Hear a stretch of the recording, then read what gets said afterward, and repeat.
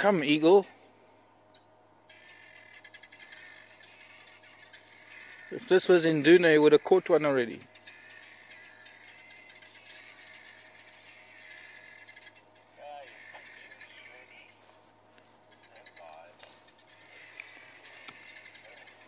Morning everyone, welcome to Wild Earth Safari this morning. My name is Mark. You find when there's a ground-based predator, they're likely to climb up into trees and get into the crown of a tree rather. But at the moment, they're all tucked under pretty heavy bushes.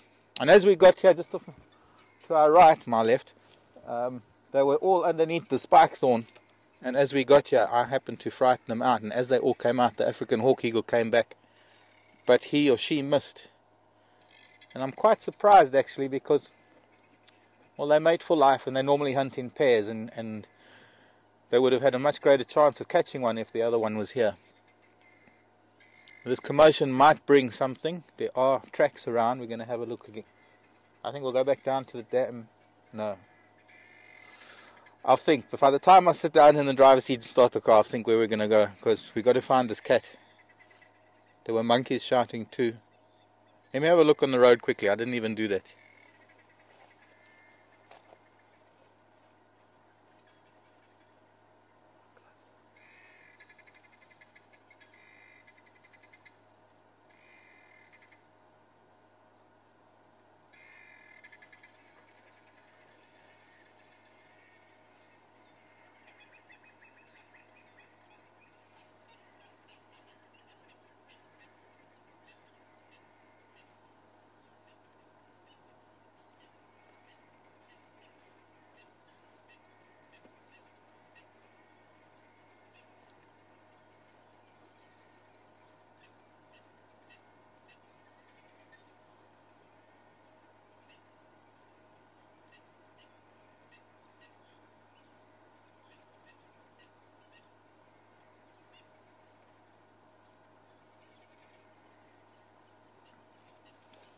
There's nothing up here. Let's go back down to the dam.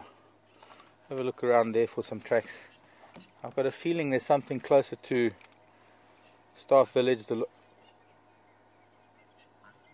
We're going backwards now. Wildebeest are starting to call behind us. It's one of those days that I need to clone myself very fast. Send one of myself down to the dam. Send another one of myself to Vuyatela access road, and then I can go this way. Right, the impala have now woken up a little bit. Some of them in the distance looking up towards where the wildebeest are. I think the wildebeest are just alarming because they can hear the guinea fowl. They're looking this way.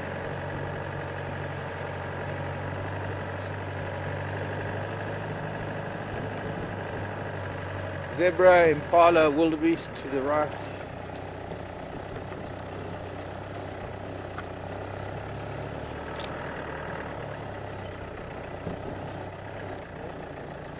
Pardon?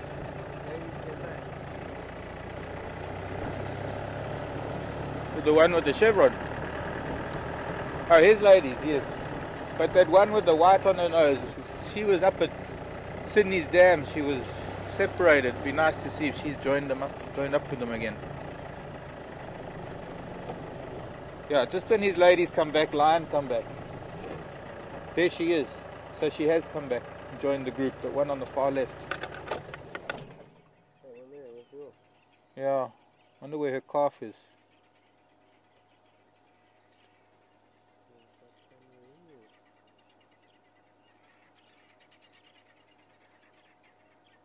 Three calves here, 4 calves, there's the other. So are we missing a calf again? And is she looking for her calf? Now that's a good question, because when we saw her at the dam, at Sydney's dam, Sandy Patch North, she was with her calf. And then there were still 4 calves here in the open area. We need to see if these calves get up, who they go to.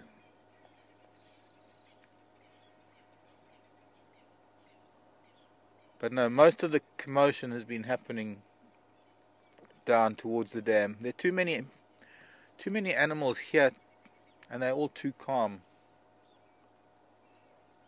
And maybe it was her that was calling, and maybe she lost her calf again.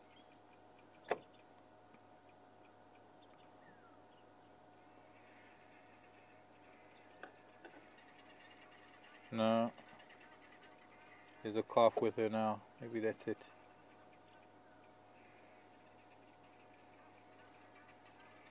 Yeah, that might be her calf. Okay, time to go back down to the dam. There's still a commotion going on there. And that hawkie, there were two groups of guinea fowl. There was one group of guinea fowl up here, and there was another group down at the dam. And just after I started talking to you all and saying good morning, the group down at the dam started shouting, which could have been that eagle. Look at that beautiful sky. We're going to have another beautiful day here in Africa.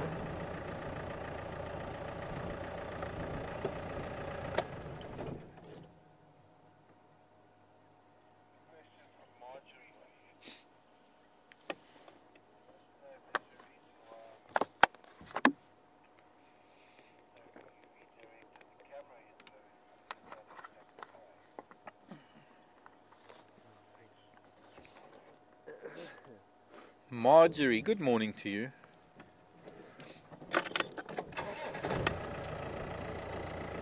Marjorie wants to know if there was a reason why we redirected the camera when a Karula attacked her prey.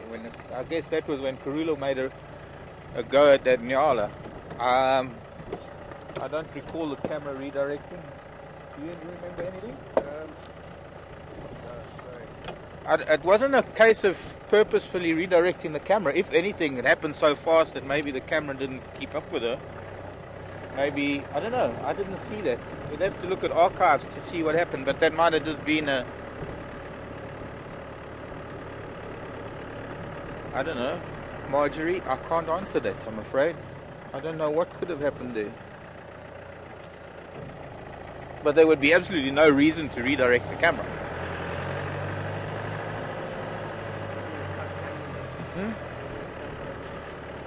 Yeah, maybe it was just the camera person. Thing is, you can get lulled into a little sense of serenity almost, and there's tension and there's expectation, and there's when we can sit and watch a leopard stalk, and then suddenly, when it suddenly happens, it's when you least expect it, because that's got to be when the animal least expects it. I think the plumbago is still in flower.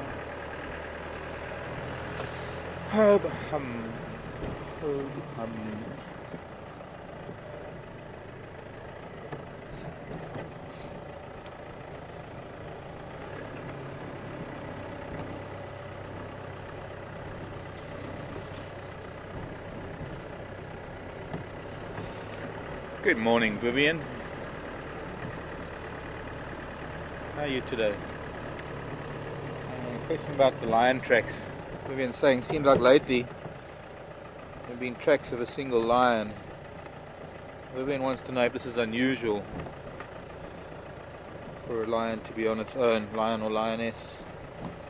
Well, no, not at all, Vivian. It is only a day or two or a week even in this animal's life. It might, if it's a male that's on its own, it's one thing. It's a female that's on its own, it's another thing. And there can be many different reasons why it's on its own, and it's not necessarily permanently on its own. If a male is on its own, there's a strong likelihood that he is a dominant male of a pride and he's on his own so that he can patrol his territory. Very often you'll find that even if it's a coalition of males, whether it's one or two or four or five, the females will sometimes actually sneak away from him. The geese are shouting now, something on the other side of the dam. The females might catch something, the male will take it away from him while he's feeding. They'll sneak away from him, because especially females with cubs that are starting to feed on meat, and when they're hunting things and the males are around, tend to find that the males are likely to steal the carcass. I mean, it's not always the same. You get some males that will allow everyone to feed with them, and you'll get some males that will take the carcass away from the females. Elephant were here last night. Hyena were here. I don't see tracks of lion yet. I'll go and check on Central Road. I just need some gloves this morning.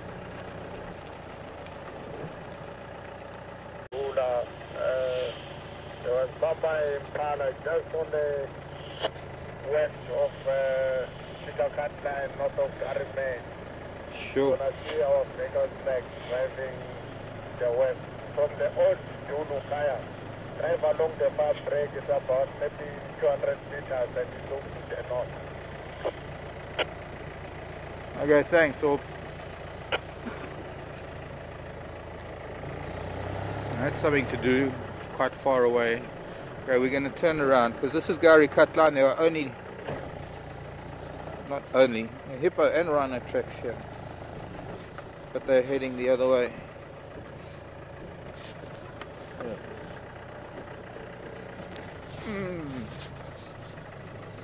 Well, that might be something to go and investigate. Aubrey's saying that last night. How she gets around, I don't know. This cat is incredible. Last night, the southeastern corner of our area, which is where the old hyena den is, and the termite mound just off Chitakatla, Gari Main. Karula had a kill there, and the big male leopard came along and chased her off. So he might still be on that kill. But how she got from the northwestern corner to the southeastern corner in a day, well, she can do it. There's no ways. There is no. It's not that far for a leopard. It's probably almost the extent of her territory. I'm wondering if it wasn't maybe Tingana, not Karula. But I'm sure these guys know who Karula is. So, that way or that way. Let's go up this way. We'll go east. Leopards here on Central Road. So let's follow the leopard tracks. Going up Central Road. We'll go all the way to Chitakatla and we'll go and investigate. And we'll come back. We can plan a route for the rest of the morning and it'll change in 10 minutes.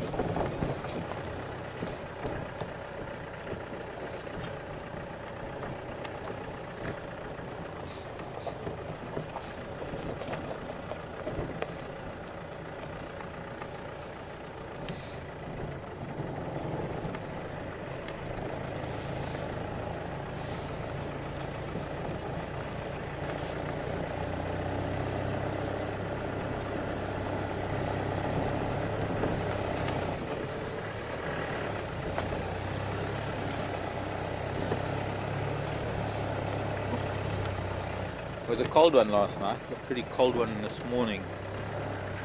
The sun coming up is getting a bit chillier.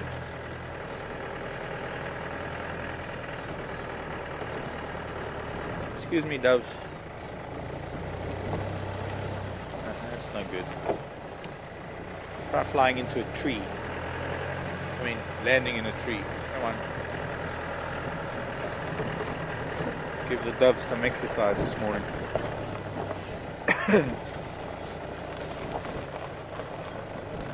The lion tracks are here as well, so we on track for the leopard and the lion. Lion track on this side. I don't know where the leopard's gone. Rhino track's going the opposite direction. There's no shortage of animals moving around. It's just a matter of finding them. But yeah, lion's headed east. Aubrey, come in.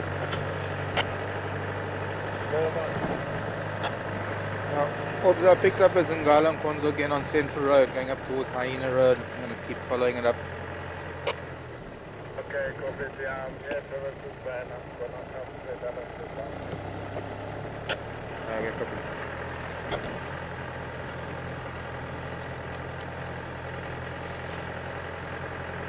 There was a lot of Ndlov at Gari Dam. Just let me know if you see them Konzo crossing the boundary, please. Okay, copy down.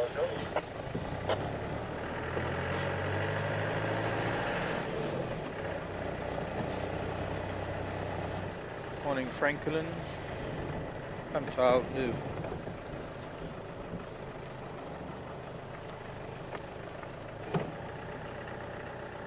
Just try to run off into the grass. Over there. There. Come on.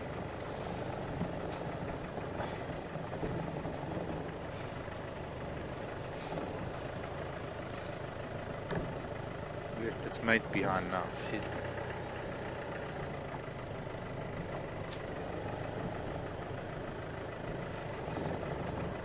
And the two doves. Alright, why don't you run up Hyena Road? There you go. As long as the lion didn't go up Hyena Road.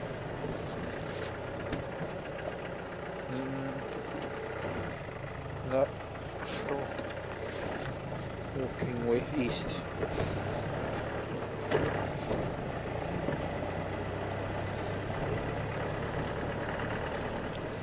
That's the rhino tracks too.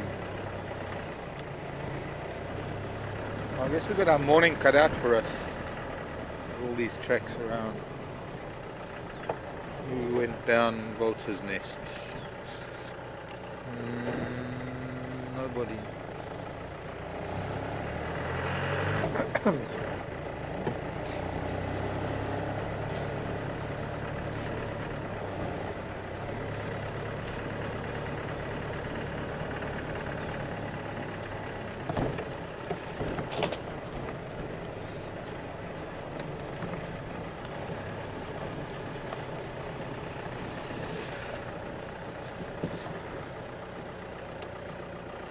Hyena.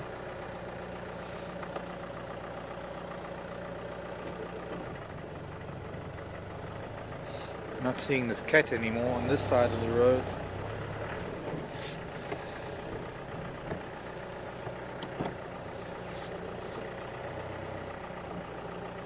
Nope.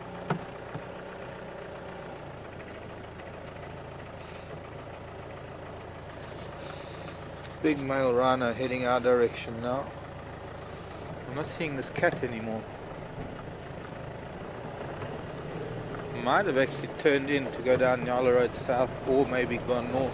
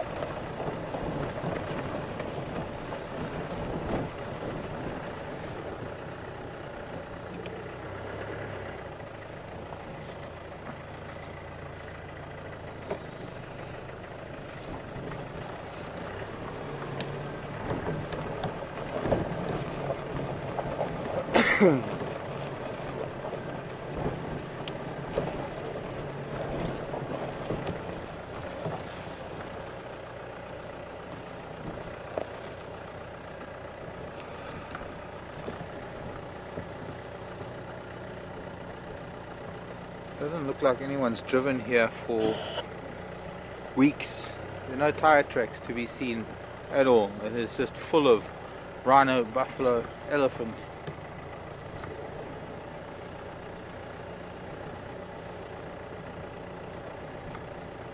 A week's worth of animal movement on the road, across the road, along the road. Only thing that's fresh is the rhino track that's heading in our direction.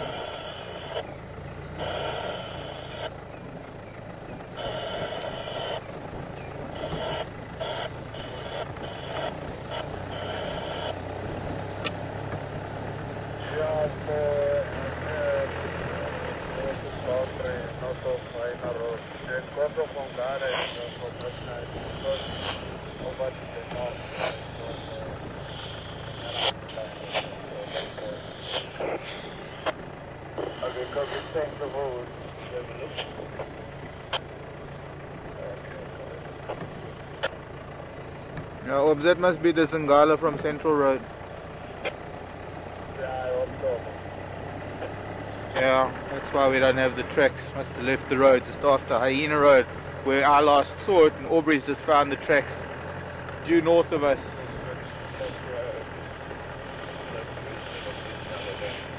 Yeah, it's already gone onto Buffelshoek, that lion. So we've lost the lion.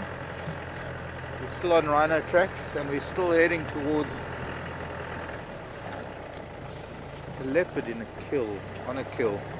Well, it was there yesterday. There's a good chance it might still be there today. Rhino tracks were late yesterday.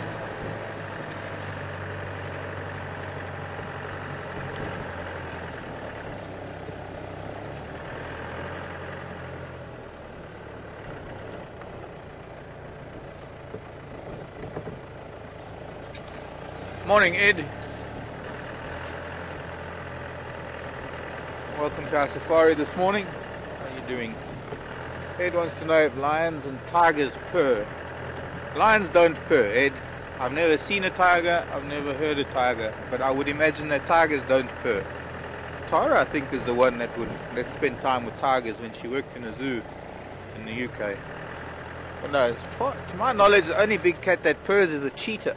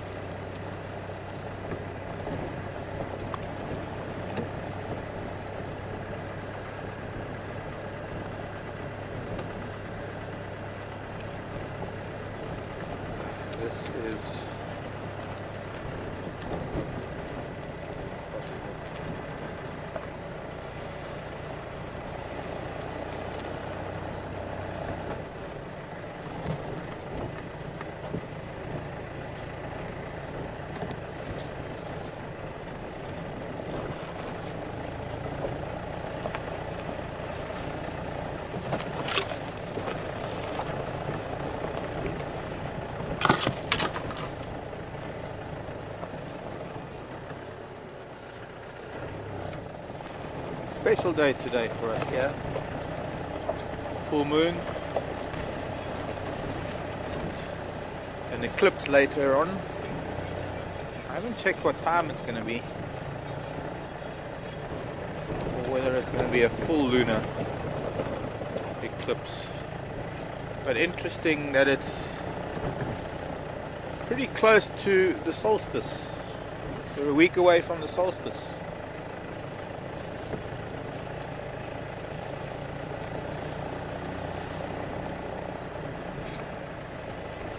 Which is encouraging to think that it's the middle of winter.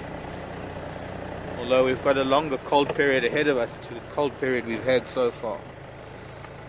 Who have we got on the road this time? Still hyenas from last night going the other way. And the rhino is still walking here. Got a bit of a duck foot. One foot points out a little bit.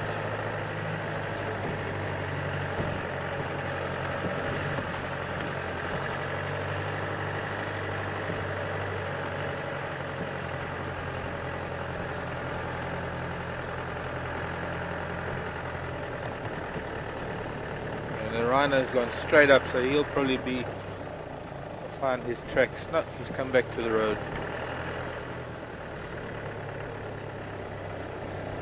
On and off the road, back off the road. Might be on Cedar Cut line.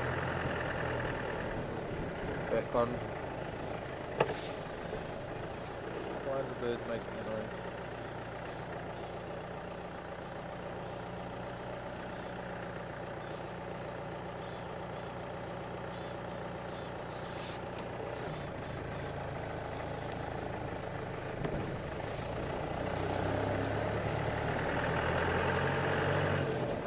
Morning, Barbara. Crocodile has left the building. Seem to think it might have been just after that big storm. Unfortunately, we didn't spend much time out after the storm, and then I've been away for 2 weeks subsequent to that. But there was a day that Pete Bright was working on things, and he came across the crocodile on the dam wall at Gowrie Dam, and well, that might have been the day that the crocodile decided to leave. And I guess what might have happened is that it might have made its way down the Mulwati, because that storm did make a little bit of, well, there was so much water that it did flow a little bit briefly. And might have given the crocodile an opportunity to go back towards the south, wherever it went. It might have even gone as far as the Sand River, and it's quite possible that this is a crocodile that has been doing this for many years, that when there's a good rainy season, the better the wet weather, the better the rainfall, the further it can get away from the permanent river and spend time.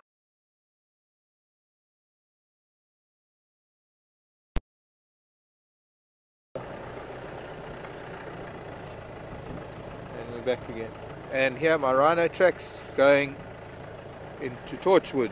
So we've lost the rhino we've been following.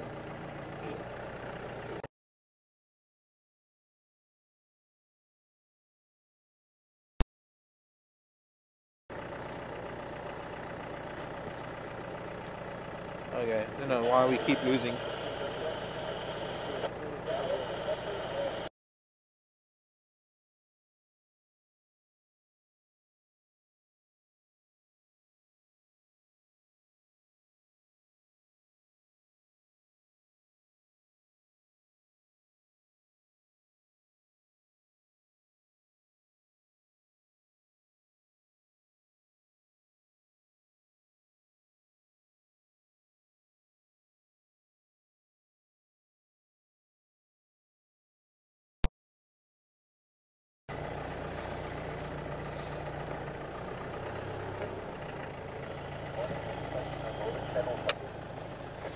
Northern Channel.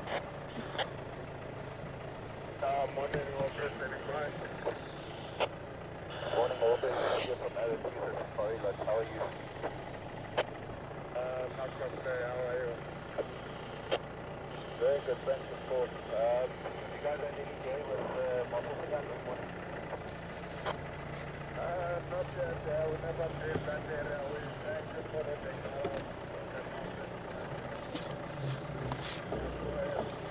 Alright, I was just listening to the radio. Tracks of a little rhino here. Been quite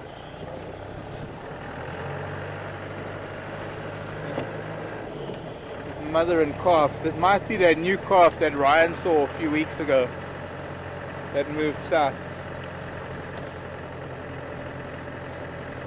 Now, if we don't see an animal today, then I'm going to retire and take up accounting. The amount of tracks that we have of so many different animals, got to find something.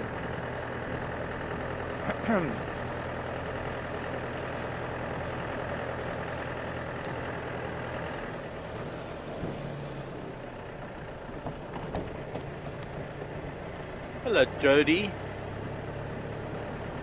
To the phases of the moon, are you specifically referring to the solstice or just the phases of the moon, Jody? I mean, just the moon itself. Jody's asking, does it influence the animals, and if so, how?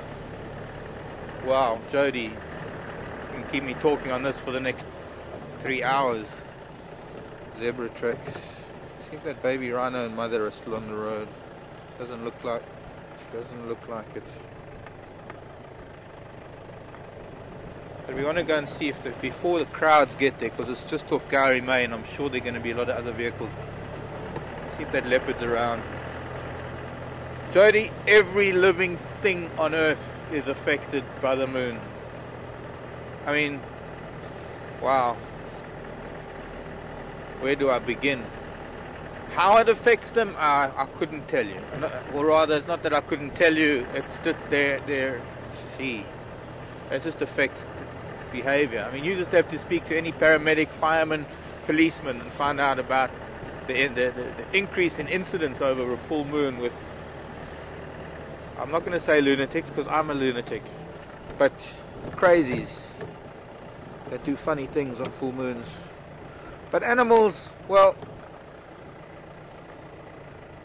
life on Earth is governed by the phases of the moon. In fact, if it wasn't for the moon, we probably wouldn't have life as we know it, because of the influence that the moon has on the pull on the Earth is what drives the tides, and the tides are what drive things like plankton and oxygen production, and well, it just drives life on Earth, and phytoplankton.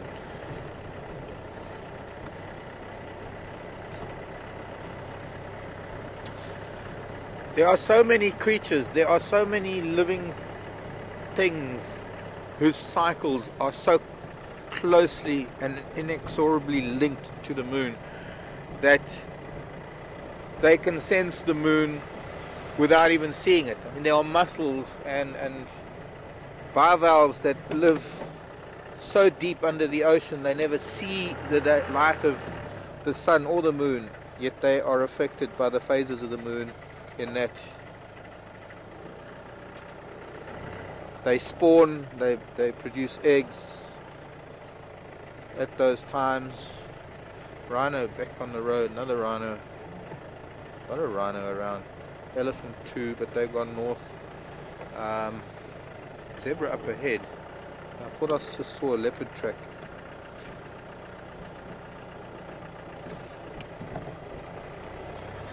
Elephant can't be too far. Fairly fresh dung. But we'd have to go up north for the elephant, and we're going south now. Here the zebra whose tracks I saw.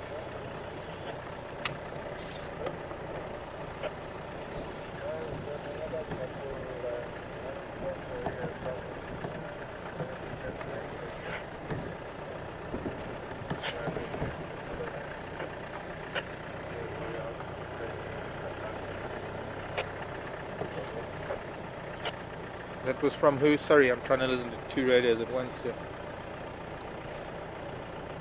JJ. Thanks, Janet. Hello, children. 8:22 roundabout starting the eclipse tonight. Thanks, Janet. Hello, little ones. A couple of foals here.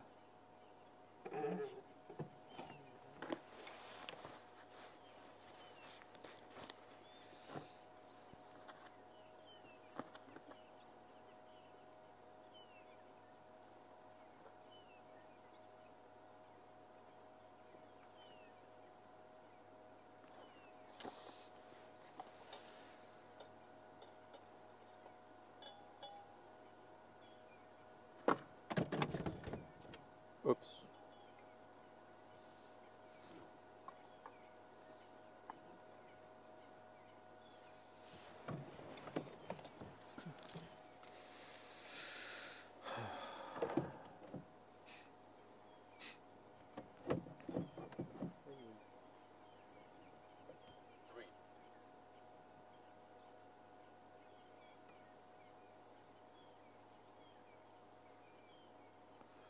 Both fairly new foals, those.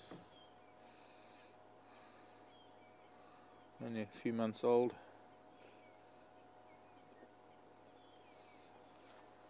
Well, The one on the left of the screen is pregnant. Yes, I'm sure she might be. Depends. She's got a little bit left because the foals are just to the left of her. There's one of the foals. It might be post-pregnancy, but I don't know. She's looking very round. Look how low her belly's hanging.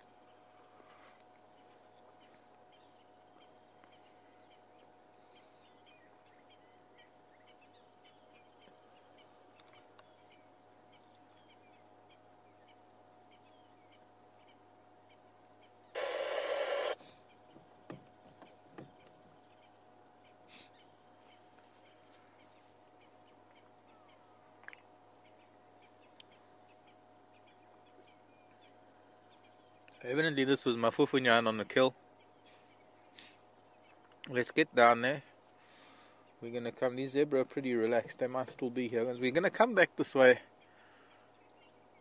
Maybe follow up on these elephant tracks to get up to Buffelshoek Dam at some point during the morning.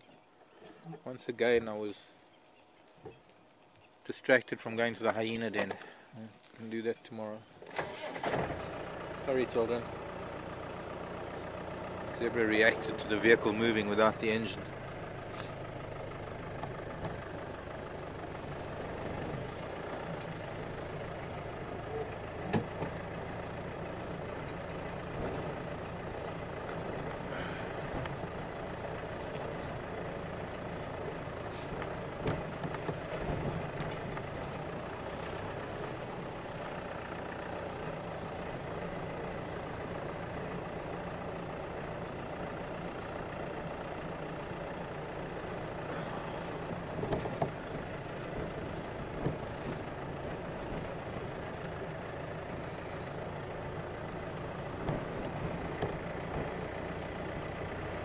More zebra tracks here heading south, and I think I can see them up there.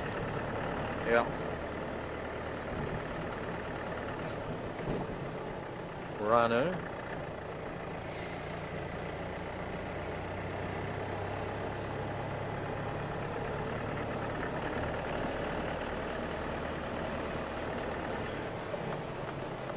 Leadwood Road. Come back around Leadwood Road.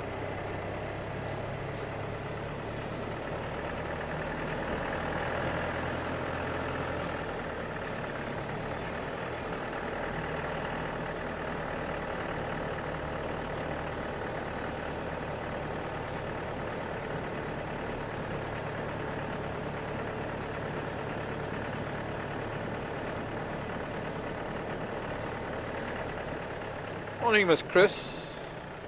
Interesting question. Wouldn't a croc prefer to stay in deeper water after a storm? There's more food, more prey.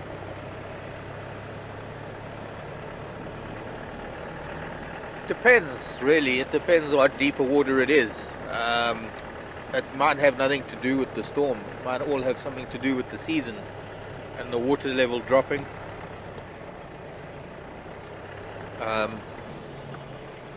There's far more food in a river that's dropping than in a dam that's dropping. River that drops leaves pools, traps more fish. A dam like Gowrie Dam, although this crocodile seemed to be quite a prolific hunter, just taking impala, took inyala.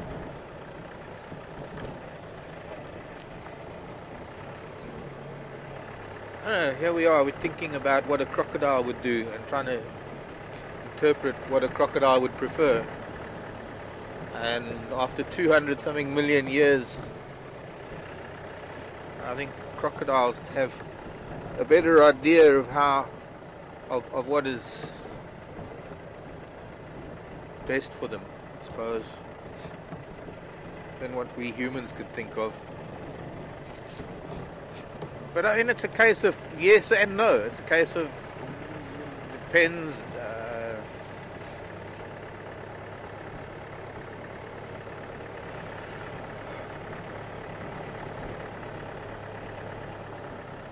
Prey availability, all sorts of other things.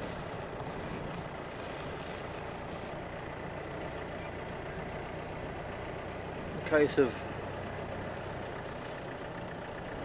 just using these dams as temporary shelters, not shelters, but temporary accommodation during the summer months. Who knows, maybe the crocodile can sense dry season coming and the dam drying up or something like that. All sorts of reasons why a crocodile might prefer to move on. There might be bigger dams. Might be bigger dams elsewhere, but I'm sure a crocodile like that more than likely comes from the river. It's a big croc.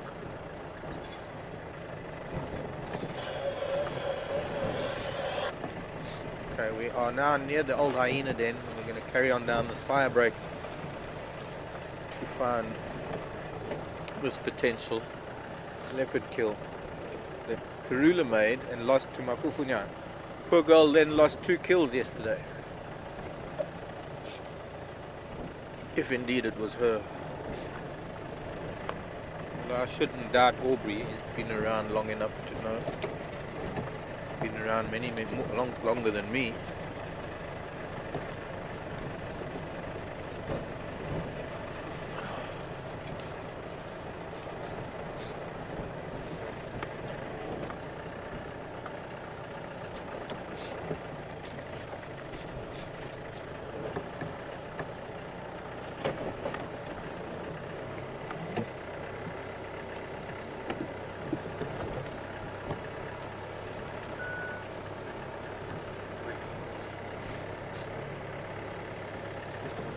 Any arrow through the vehicle, copy? Mark. Morning. Good, and you? I want to know who's with the Zingwe.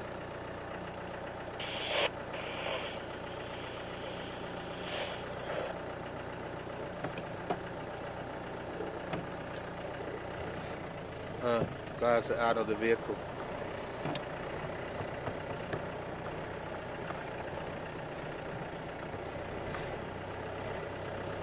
What are they doing?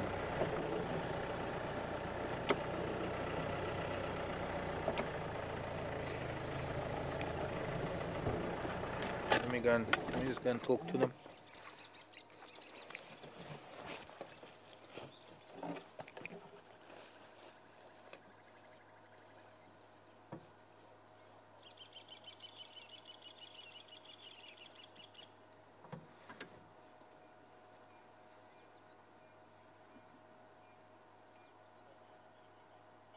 What's wrong? Is he revving you?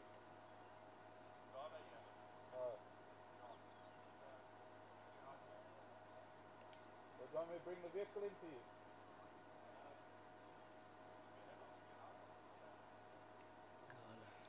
Yeah, go.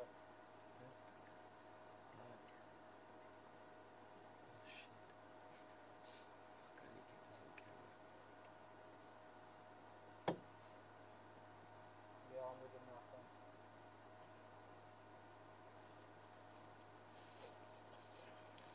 Sometimes I don't know what's going. Anyways, evidently there's lion down there, and they're trying to get out from the lion because they're on foot. Why they would go there and on foot, I don't know. But here they come now. Where did Ngala go? Lalapanzi. What's your review? One did, the other one ran. Nice adrenaline rush. Yeah, early in the morning. Sorry. Okay. Phil. Mark, how's it? Nice Phil? meeting you. Morning. How you doing? Morning. Is there access down there? No way. There is an old track. I've actually been through this drainage line, but I must just find out where. It's a little bit further down. Yeah. From a pump building, you get to know. We must have 2 more of us. Yeah. Yeah. I don't know who they are though. Who? The lion. Was it what, female? Yeah. Let me go and have a look. Nice one. Nice way to start the day. Getting charged by a lion. Is there any nyama anyway?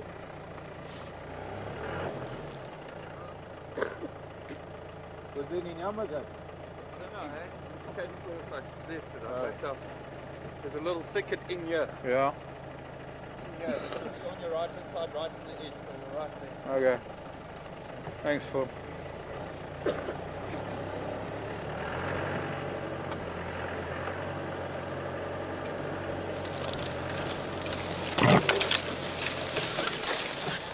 Okay, so there's Tambuti forest here that much.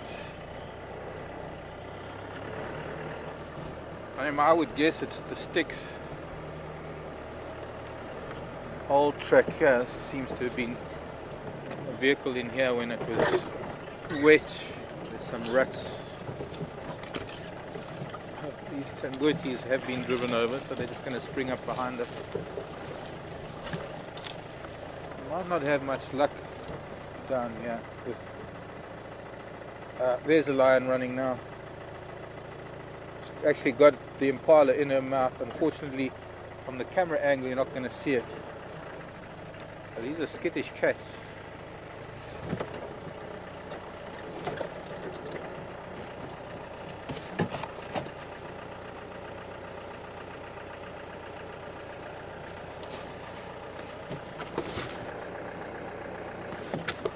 If this was the Jigger or my Land Rover, I'd be able to get down there, but I don't think this long wheelbase will do it.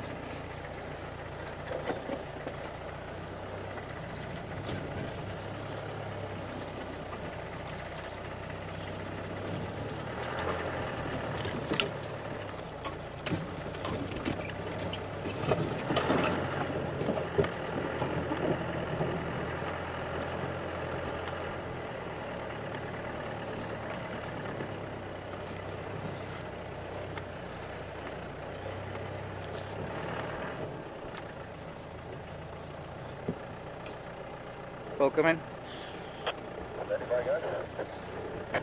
Yeah, I just saw one of these Ngala running through the drainage line onto the other side with with a marlin in its mouth. Okay, thank you. So you saw them now. The drainage line heading towards the northern side. Yeah, affirmative. Copy that, thanks, Mark. Copy that, all. Okay. Yeah, Mark, couldn't follow with the English bubble and the finger ball. But, yeah, so I'm going to hit it. Okay,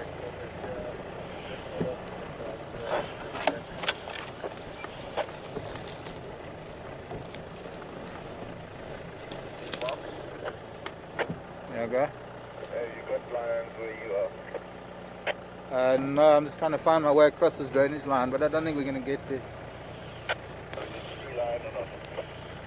Yes, I did. I saw one running off with the remains of that kill. I've only just got back to the vehicle.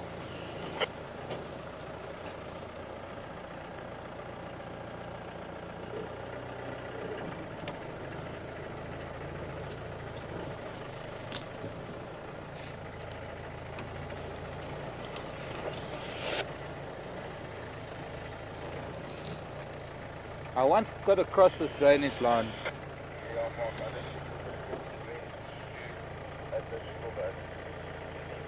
I've got visual of them. Yeah, where I am now, but there's an older one of the Sylvan.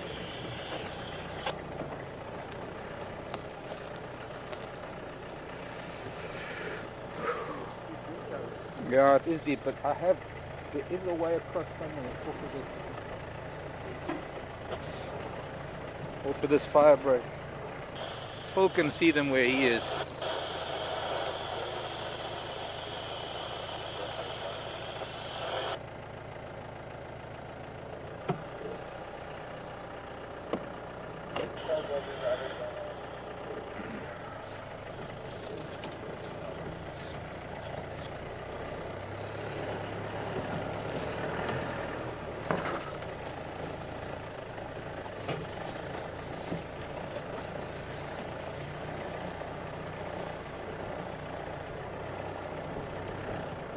His name is Phil.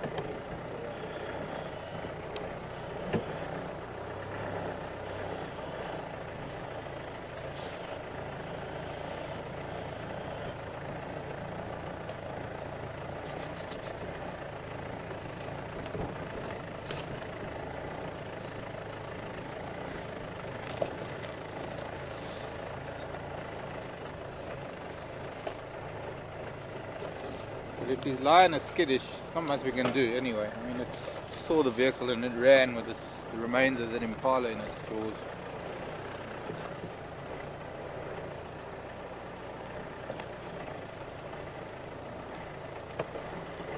Okay, try not to touch this unless you've got gloves on. Don't work. You don't want the milk on your hands.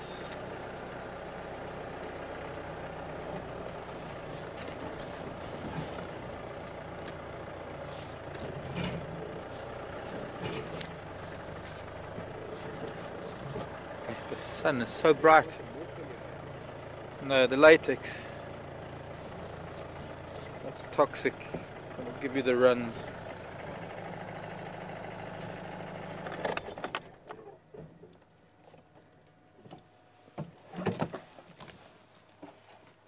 Can't see anything with this bright sunlight.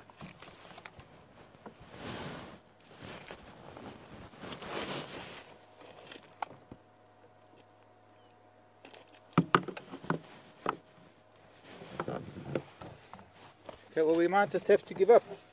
I mean, if I can't see anything, the camera's not going to see anything, and that's no good to us. That's what's the problem, is that I've got so much of a glare off of the bonnet. Can we go around? I can smell that kill here. No, there's no way around. Go above the drainage line and back down. No. No.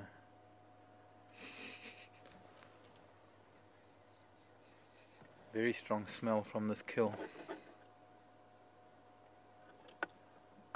Just sit and listen for a minute. You might hear bones crunching. Give an idea of more or less where they are. Starting to smell the lion as well now.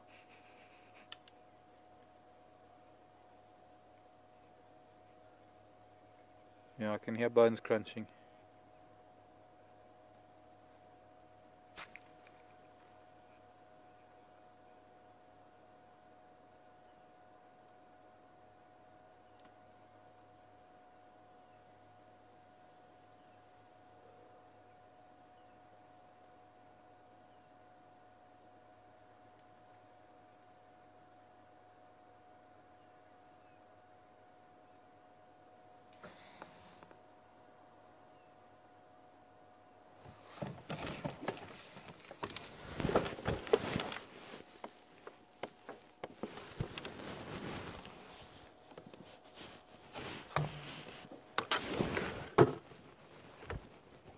We came in over there, I think. Must have been where it ran off.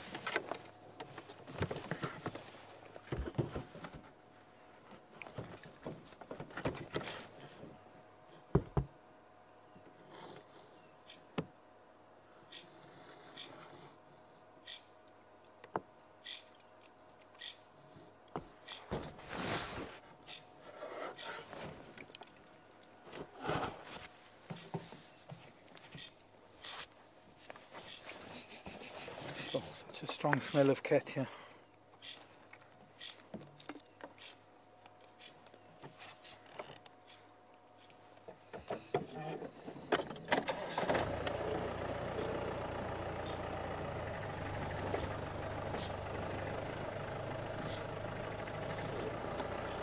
No, so see them turning around, you can do a mission to turn around, but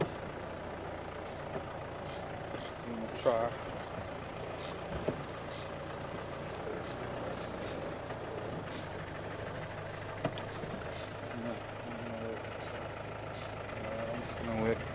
I have to reverse out somehow.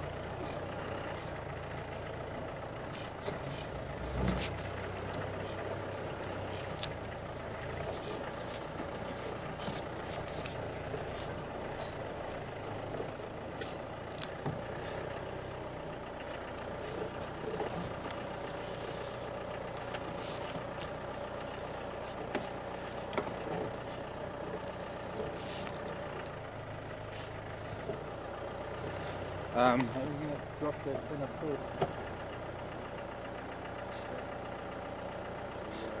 No, just push it.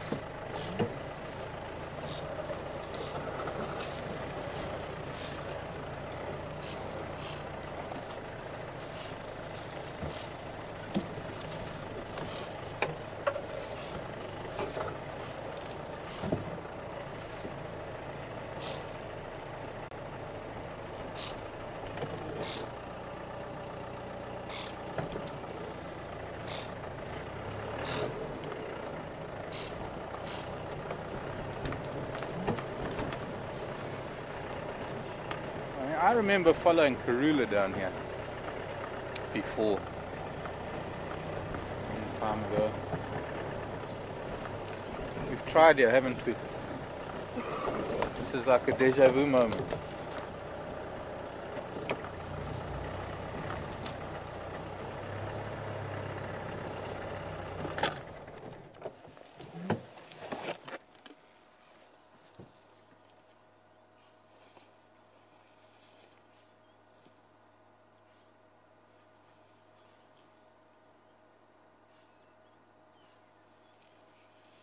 Did we come here already? Yeah.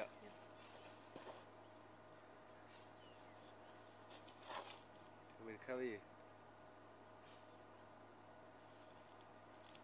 Might have been where I went down with the jigger once upon a time.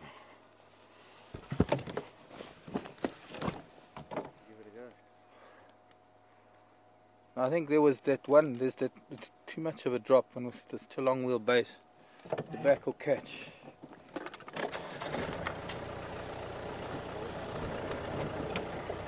Well, this Tambuti is starting to go red.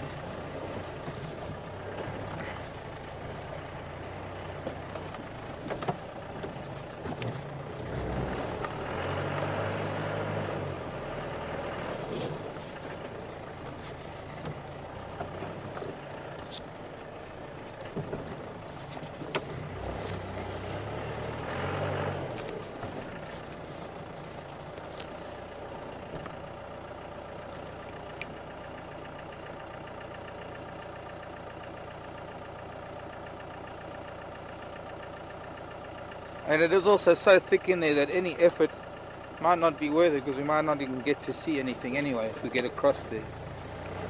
Not through lack of trying, but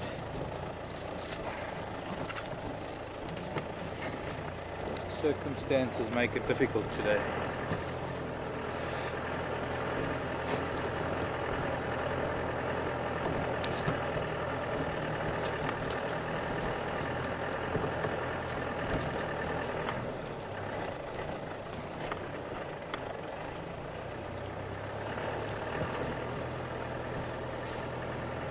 That of course means that Mafufunyan has been chased off, as big as he is.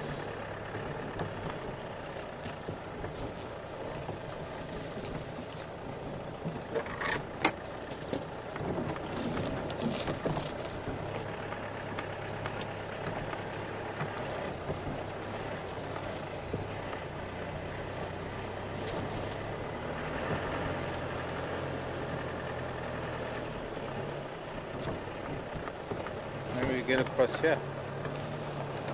Whoa.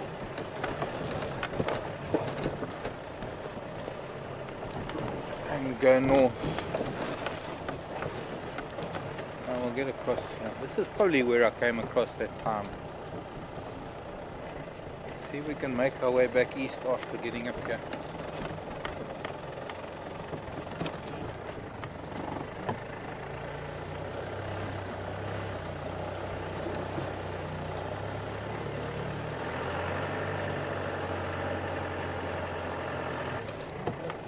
Fine. So far I know there are at least 2 lion here. Seems to be an impala kill that Fufunyan must have, but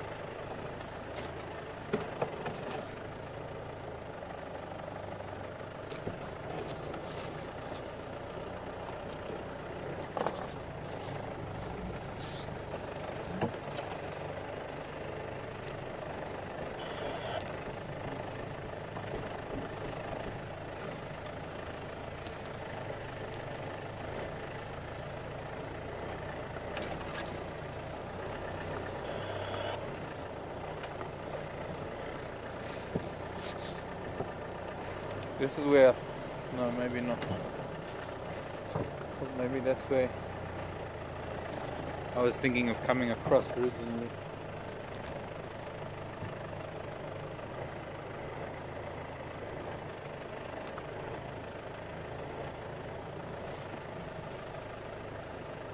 Elephant Dun.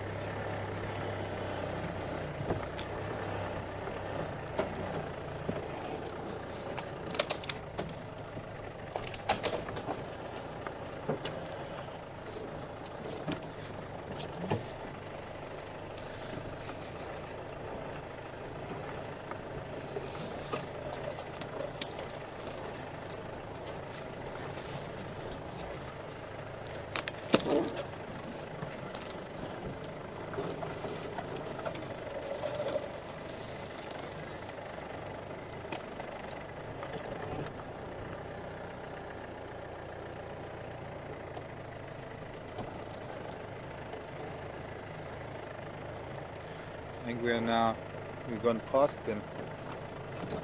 Back at the Tambuti forest.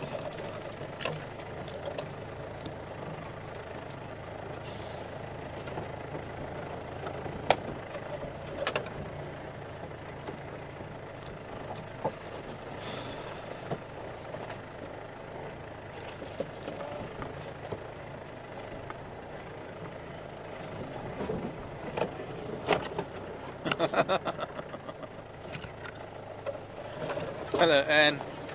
Man with a gun. Was he a poacher or a guard? If it was a poacher, would have tackled him and fed him to the lions. No, he was a guard from Arathusa. We saw his vehicle parked, and he and his tracker were on foot trying to find the leopard, and they came across the lion, and he was kind of stuck at one point because the lion had seen him and they had reacted to him, and you can't just turn around and walk away. You've got to take time for that situation to dissolve before you can back off slowly and the lions relax.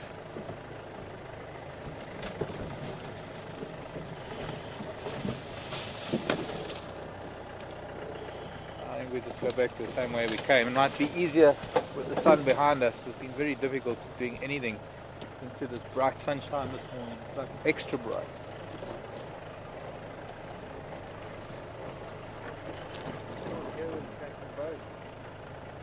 We'll stop and listen.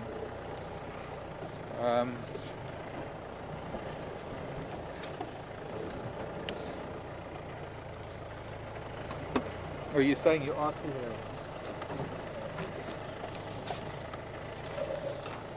You can see nothing into the sunlight, and that's not because these are dirty. I don't know why. It's just incredibly bright.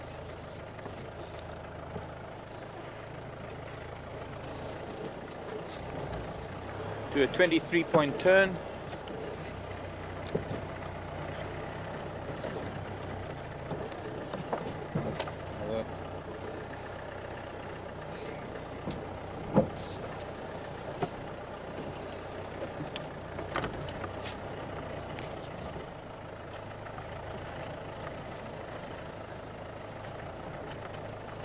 Hello, Net's saying a lot of people go and search when there's a kill. Is this to see what it was or to see what's going on? It's a bit of both, Net. However, in my opinion, when there is a kill, unless of course you can't get there with a vehicle. If you can't get there with a vehicle, then you've got no option but to go in on foot and see what has transpired. But normally when there's a kill, there's no need to go in on foot.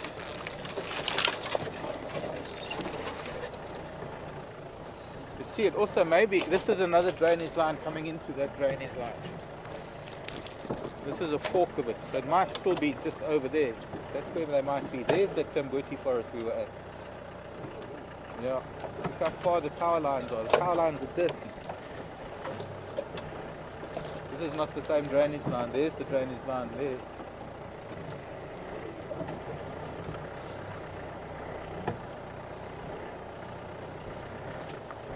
The power lines are where Gowrie Main is, and that is only a few yards off of the fire break.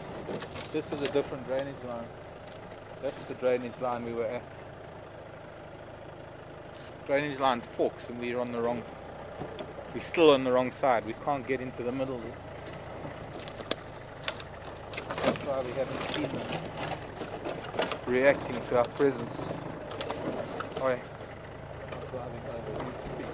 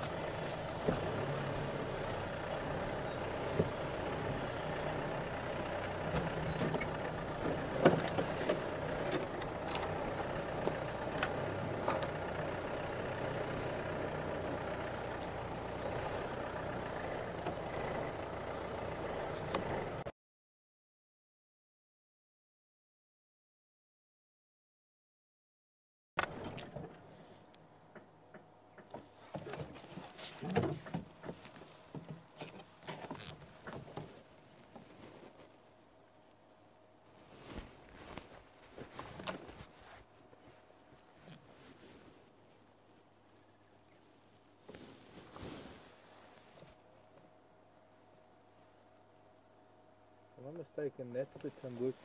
Maybe, yeah, those are the two Tambutis we've just been on that side, and we're still a little bit east of that. There's the Tambuti that I was holding on to, where we were ducking under that.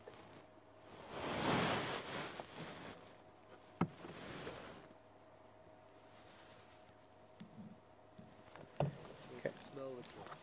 Huh? Still? That's what we could. Yeah.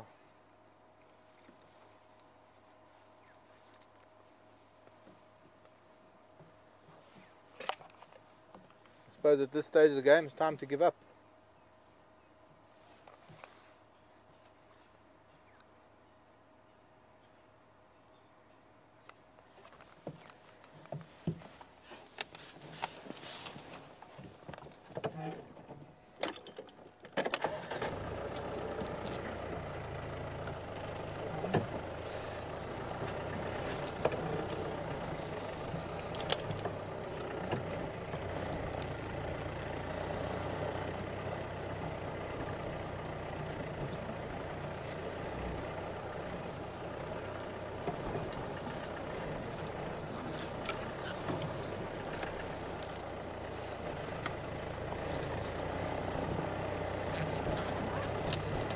The lion have only just, well, maybe they had it before and then they were just running with it.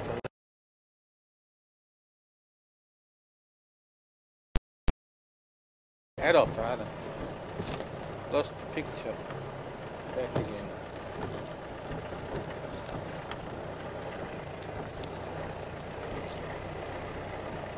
Maybe Mafufunyan's still in the area.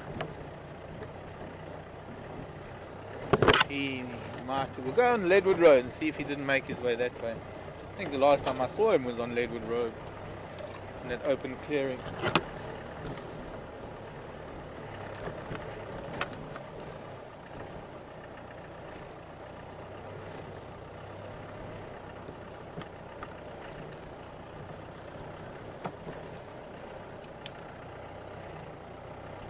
Go back through that way. This is the fire break that goes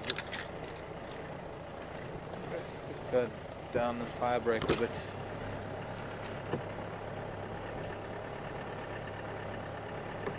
Before we turn around again. We might be able to get onto Gari Main from here. Or actually just come out onto Leadwood Road.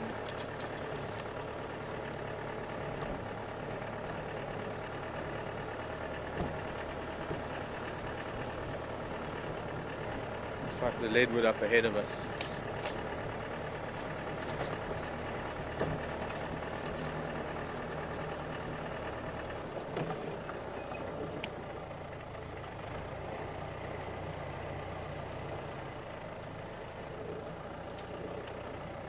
Tugborough.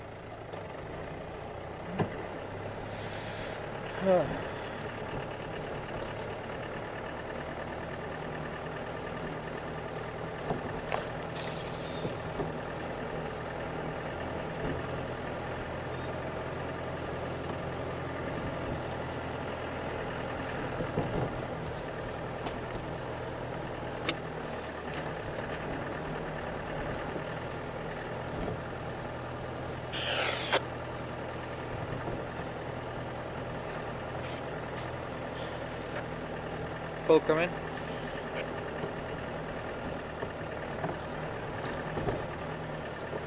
Graham, come in. I'll try to get across this drainage line, but there's still another drainage line on the other side. You can't get across. I don't have a visual here.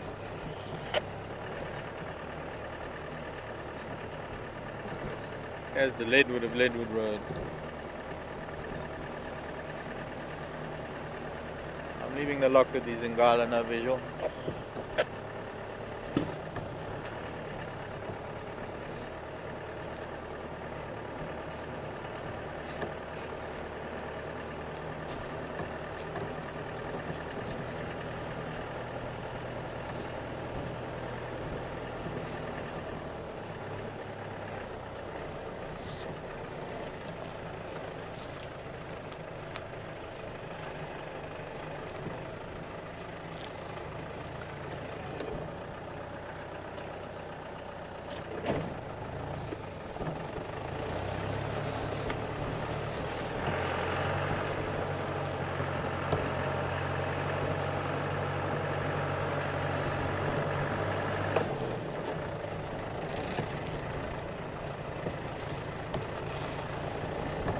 Excitement and disappointment.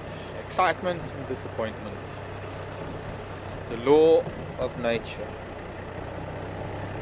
Excitement creates expectation, and expectation... well, we'll know what expectation does.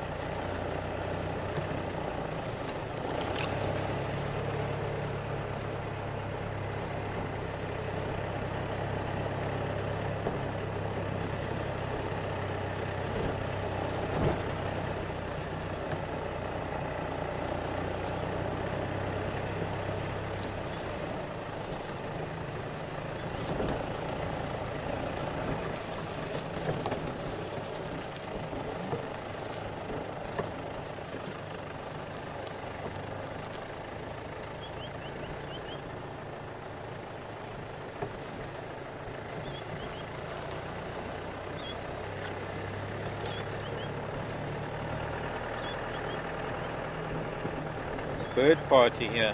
It's all a mixed bird party, and a bunch of different species of birds all get together. Some seed eaters, some insect eaters.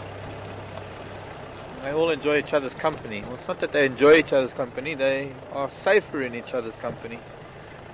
There's no competition for food. They all have their own feeding methods. Even amongst the insect eaters, some will catch insects in the air, some of them will sit on a perch and catch them in the grasses. They all complement each other, not only as far as food is concerned, but most importantly, as far as danger is concerned, because you can spend more time feeding when there are more eyes and ears around you. Oops. Than if you're on your own, because when you're on your own, you constantly have to be on the lookout, especially when you're feeding.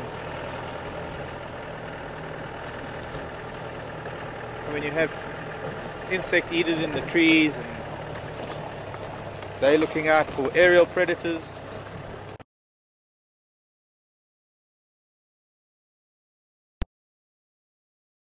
they're going to be finding the snakes quicker. Or other ground predators like mongoose, cats.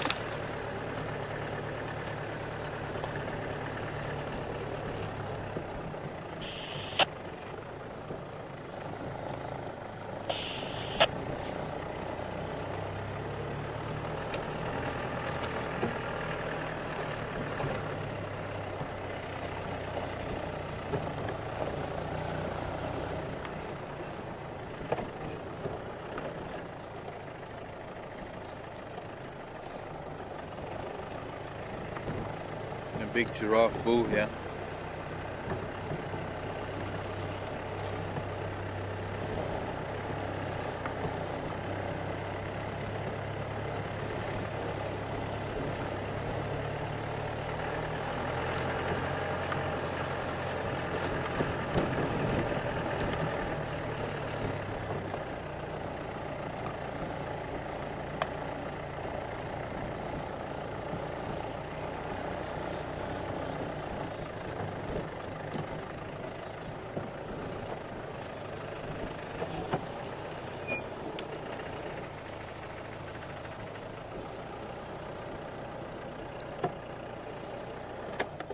Another mixed bird party here.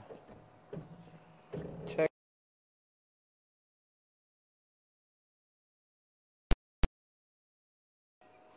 Of course, they move so fast. But I was just looking at that drongo. It looked like it was mobbing something.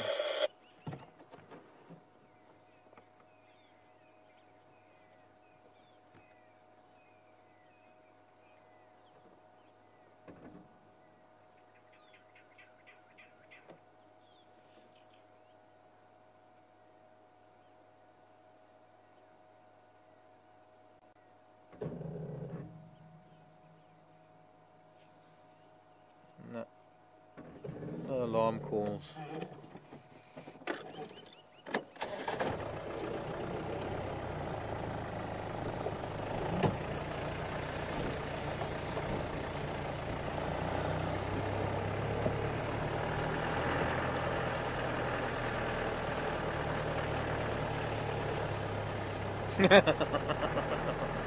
Thank you, Jane. I've seen zebras, so I don't have to become an accountant. Thank you. That's a relief. Let's find something more than zebra.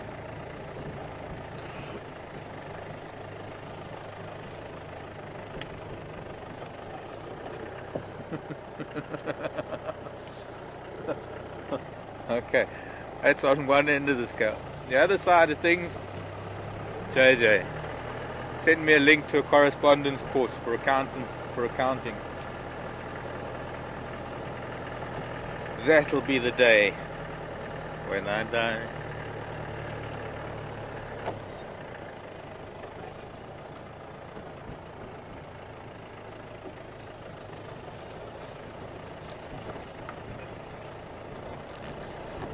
Miss Chris.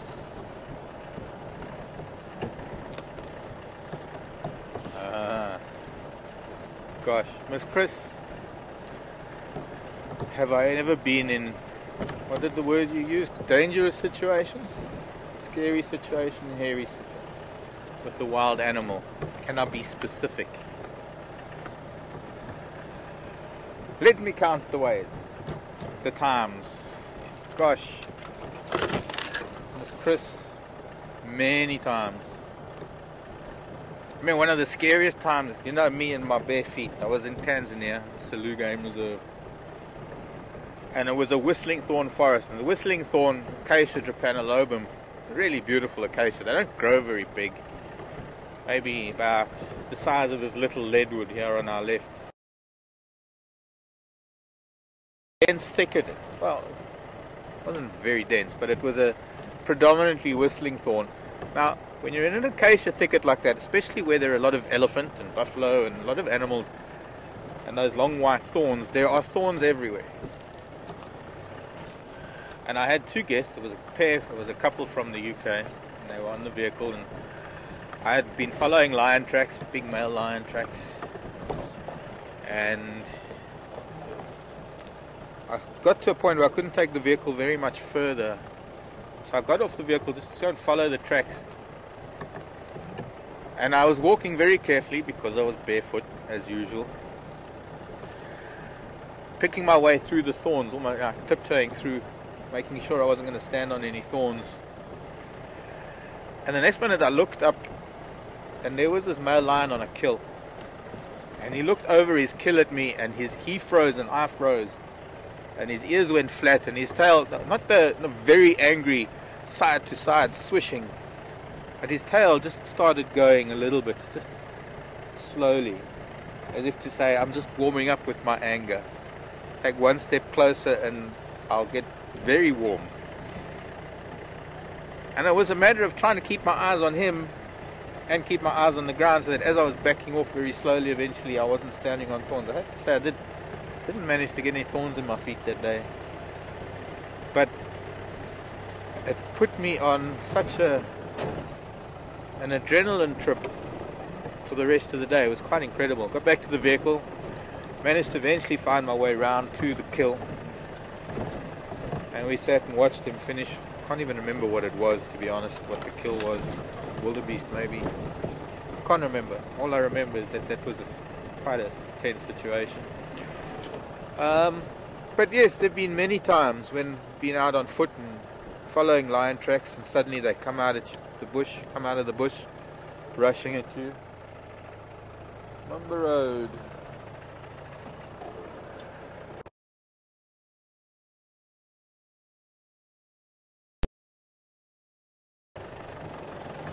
I've had the odd moment with rhino. I can remember once on foot in Manyeleti with my guest, the big bull rhino. And we were on slightly higher ground than him, and I told everybody, stand dead still, don't even make a noise breathing, because he was coming towards us, and he was quite relaxed, I have to say. And there was never a moment that he was aggressive, but what was really quite adrenaline pumping was that I actually let him get very, very close to us before I shuffled my feet to make him move off. That was a little bit testing. Leopard, boy, have I had a few moments with leopard. Turn around and find myself being followed by a leopard, and one or two moments in my past. Leopard in a termite mound with cubs. Didn't know she was there, and I was walking. She came flying out of those grasses at us, myself and my tracker. I've had that in a vehicle as well. Same leopard, different termite mound.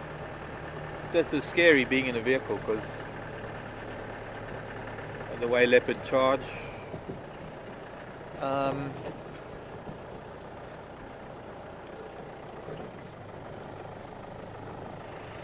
suppose the most dangerous,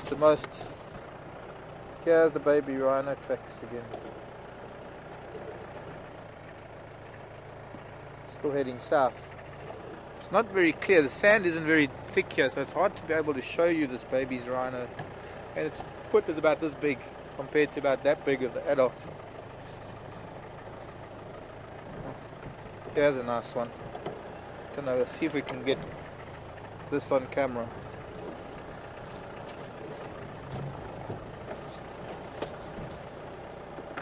I'll draw it for you. I'll draw an outline of it. Let me just get a porcupine claw. SDR cable is very short. I know, but I thought from there you can zoom in. Over here.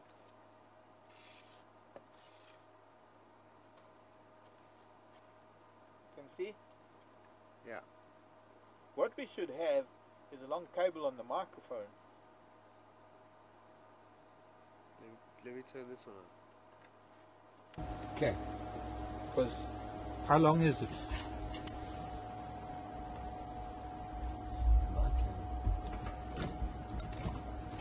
Ow! Jabbed myself with a porcupine claw.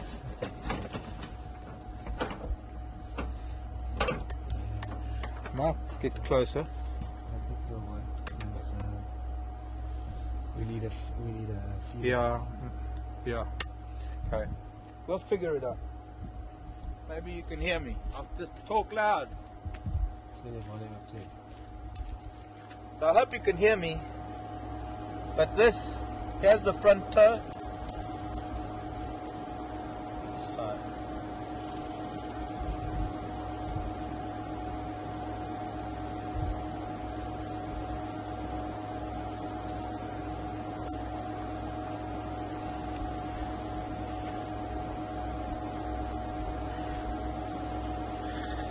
So that's what it looks like. Baby rhino track. As big as my hand. Compared to an adult, which is... Where's the adult? Nice one. Can't find it. Well, we'll have to find you one, put my hand against it and show you what its mother would look like. But they've headed south.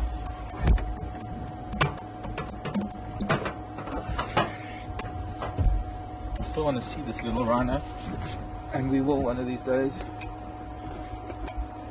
But finding this rhino is going to be a matter of being able to find them from the road, driving along rather than tracking them. Coming across them.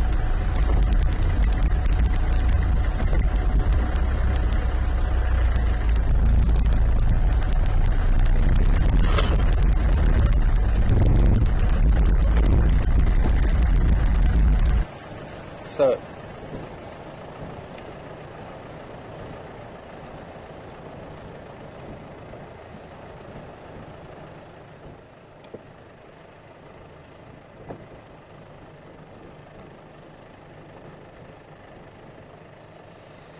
finally the morning's starting to warm up.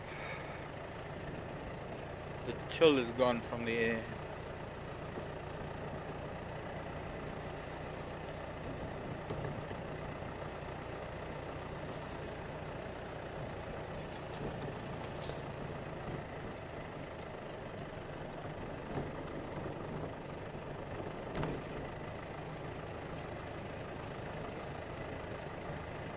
Yeah.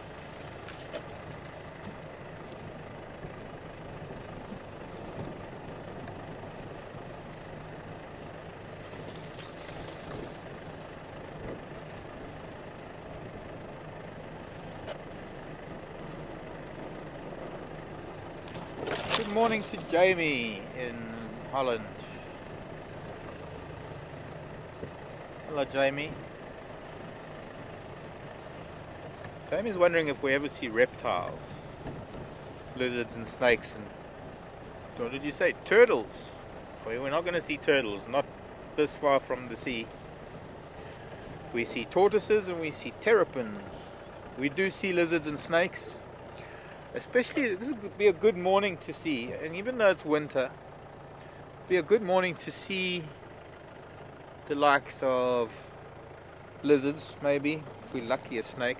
We're not going to see tortoises. Schildkröte. Oude Wasserschildkröte. Tortoises or terrapins. Terrapins we will see. When we go back to the dam, we'll see some terrapins there. They'll be sunning themselves. I'll keep a lookout on termite mounds for the likes of lizards, some of the lizards that we have. It's been very cold, and as it starts warming up now, some of the reptiles will be lying on termite mounds. We don't have many rocks or rocky outcrops here, so it'll be termite mounds and maybe tree stumps. And Jamie's asking if we see them, will we film them? Most definitely, Jamie. Tortoises will be around in summer. At the moment, the tortoises don't do very much this time of the year. Having said that, though, I have seen a few tortoises in the last week between the Timbavati and here, from coming home, or rather coming from home in the Timbavati, coming back to work. But by the way, we're on Drakensberg Drive and we're heading north. We're going to go all the way north. Mainly because there was elephant that moved north.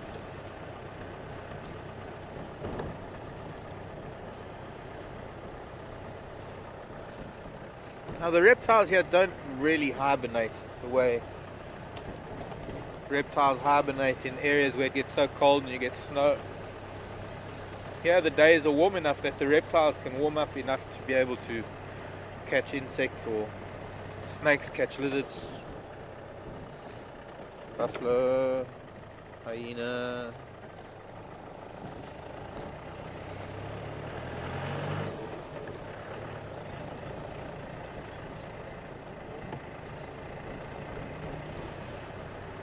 In fact, only a few days ago I found a freshly shedded skin from a snake in camp, a lion snake.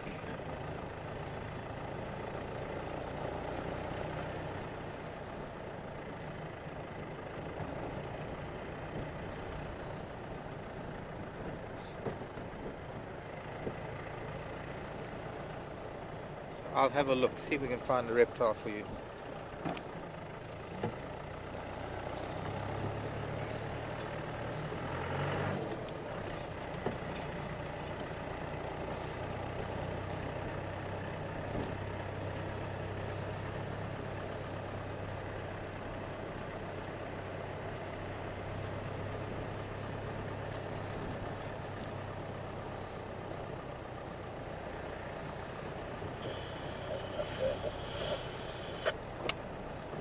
Don't get to see too many reptiles, unfortunately. The grasses are very long. There are a lot of grass lizards, grassland lizards. There are numerous species, and skinks. But the bush is quite thick. There's a squirrel screaming its head off here. And they're looking this way.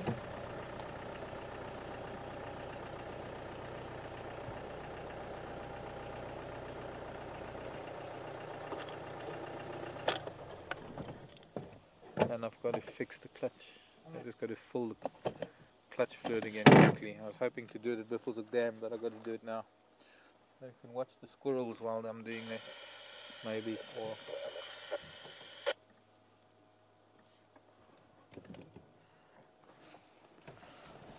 Alan, I'm not too sure of an upgrade. I was looking for one for myself.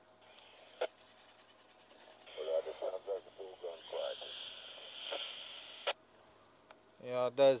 There was, I don't know if you were aware of that that Ingwe Bamba up on the Firebreak Gowrie Main last night. There was, I believe, 2 lionesses there. I only saw one running off with it, but I couldn't get a visual.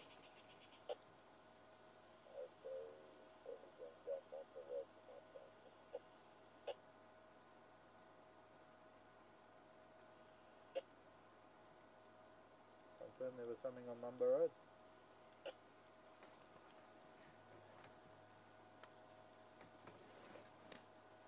Was there something picked up on Mamba Road?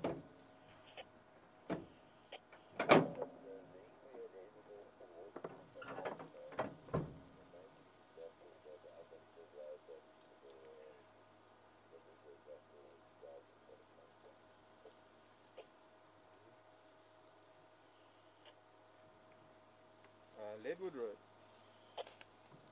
Yeah, Leadwood. Yeah, I did Leadwood. Didn't find any tracks though. Yeah, Gary Lane. Yeah, it possibly is.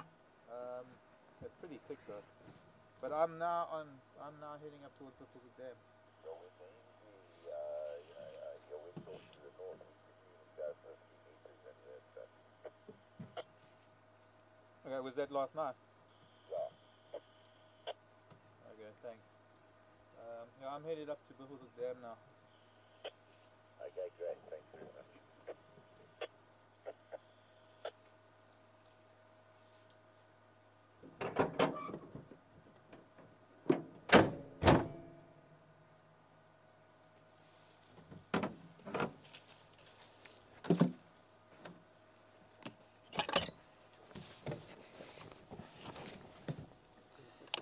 Okay, we're in business again.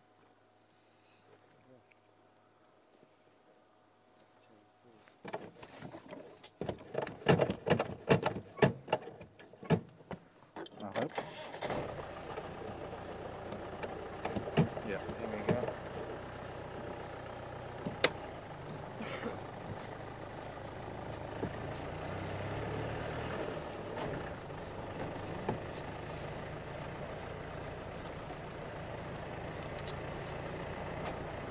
I wonder what they were screaming at. Bad time to have to fill up fluids. Maybe something in the road. Buffalo tracks.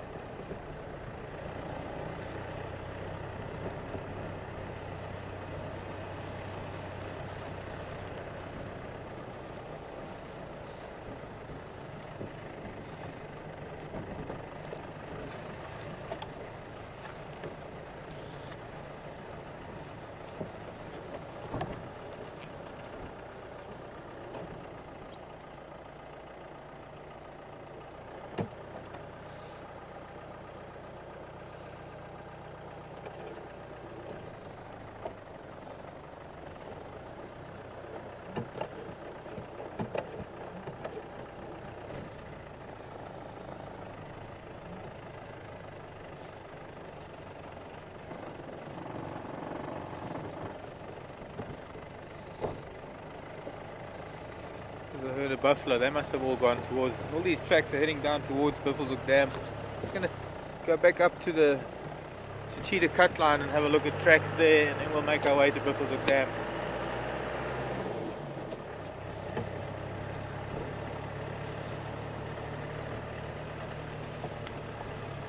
Maybe we should do a loop around from the north.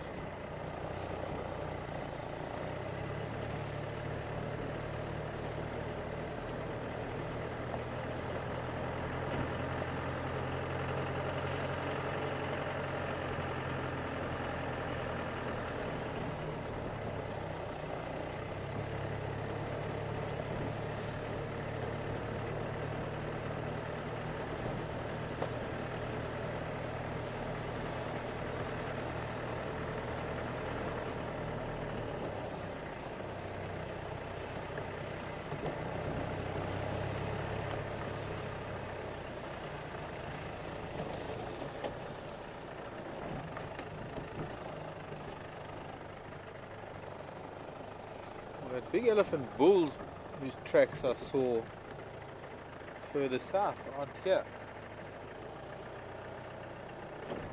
And he didn't, maybe he went east. Only buffalo here. Must have turned off.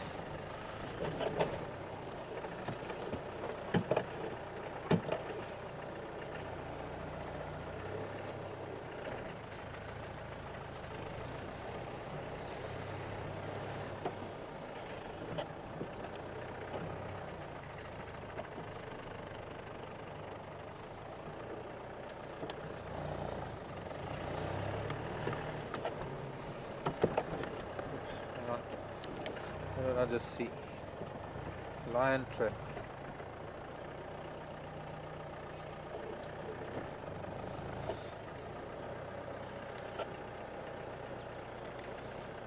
There.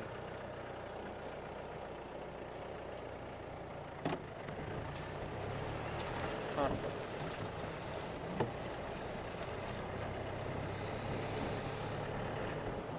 Try the road that goes down to Swiffelshoek Dam. It was a fairly old line, not old, it wasn't fresh enough to get excited about.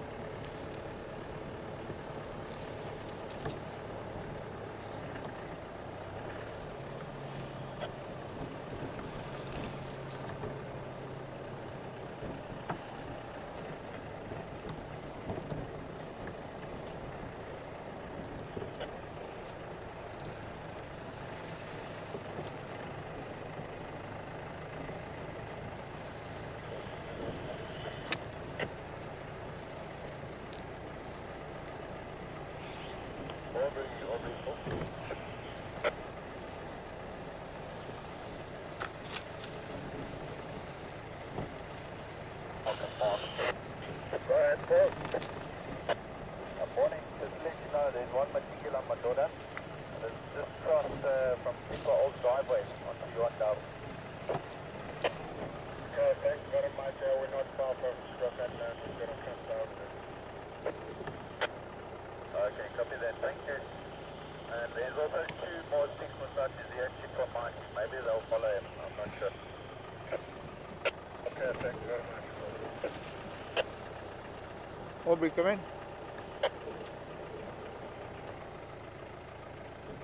Aubrey, come in.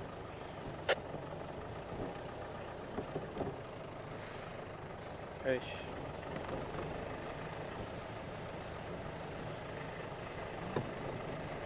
Would that be crossing into Torchwood?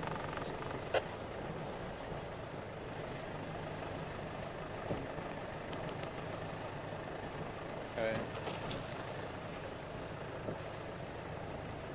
Ignore Mark Day.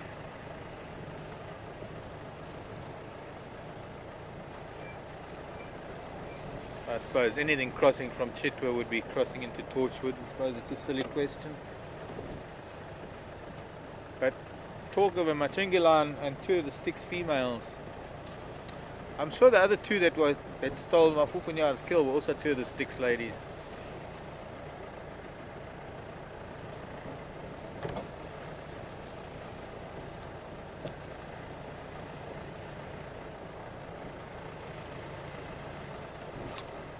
Little dove.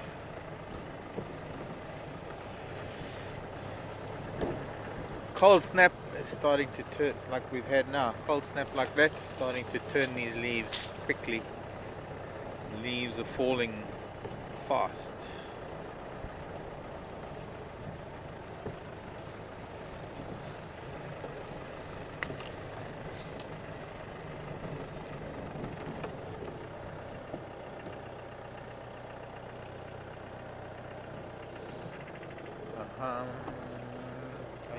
Hyena.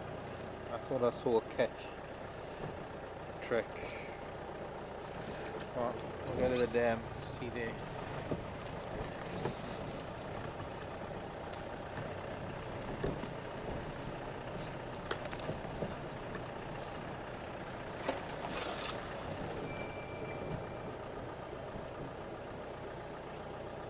hyena, elephant, hyena, buffalo.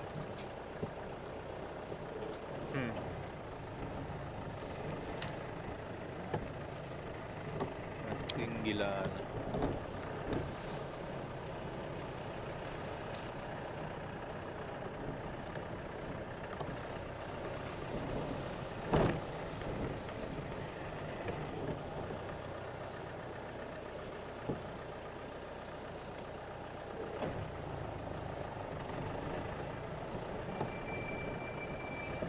Let's stop making a noise now.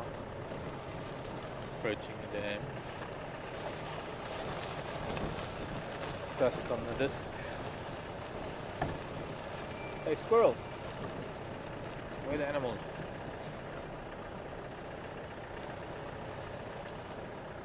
Been an elephant here. And hyena.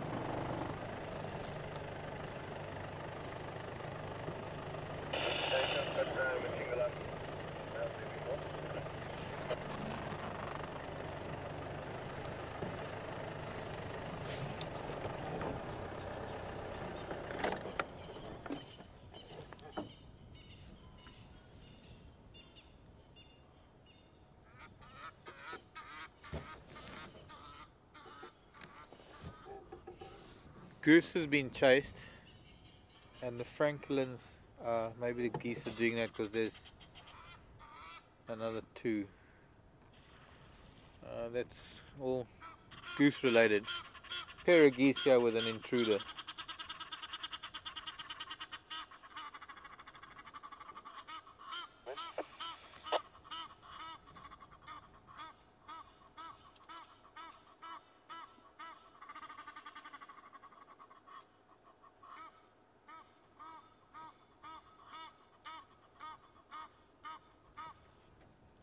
Hello, Starling. Can I help you? At my feet. You've seen too many sundowners. Picking up peanuts, I suppose. The Birdsall Starling. Other one of this one on the tree in front of us. Oh, he's gone on the ground. I suppose they see humans and they think that there's going to be food. Not today, children, not today. Let's go to the other side. The Franklin's making a noise there.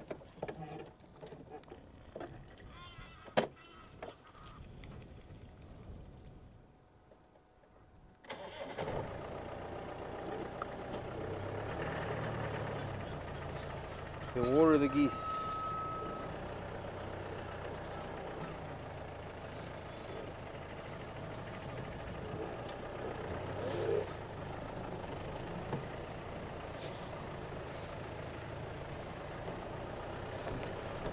Elephant to here.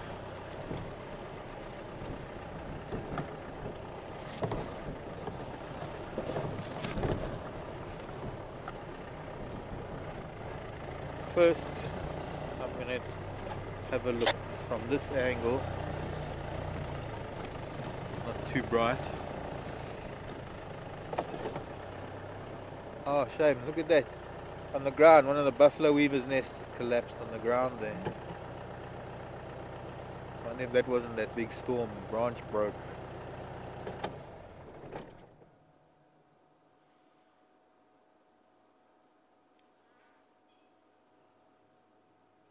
Fortunately, they wouldn't be having youngsters at this time of the year.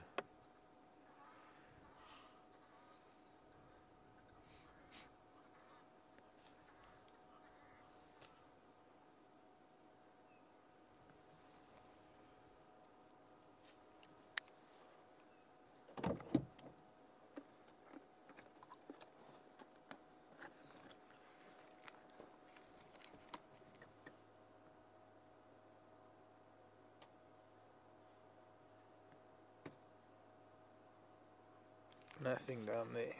Okay, on we go.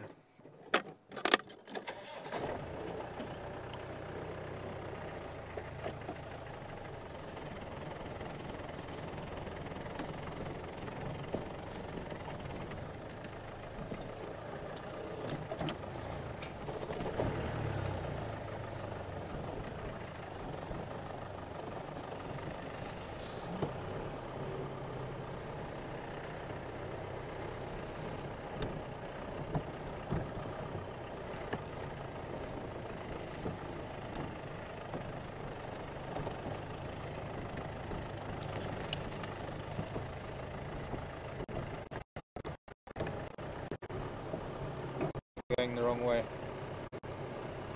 because elephant tracks are going the other way.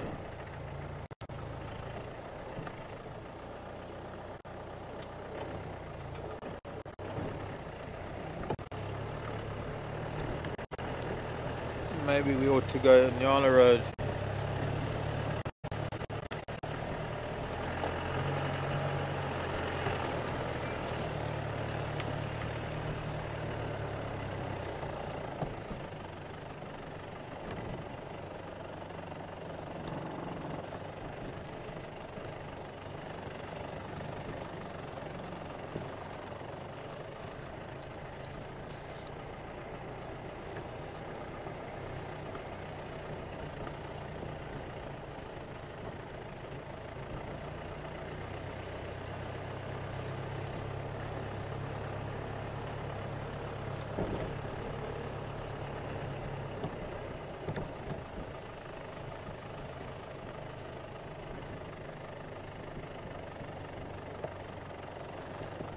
Good morning, Willie.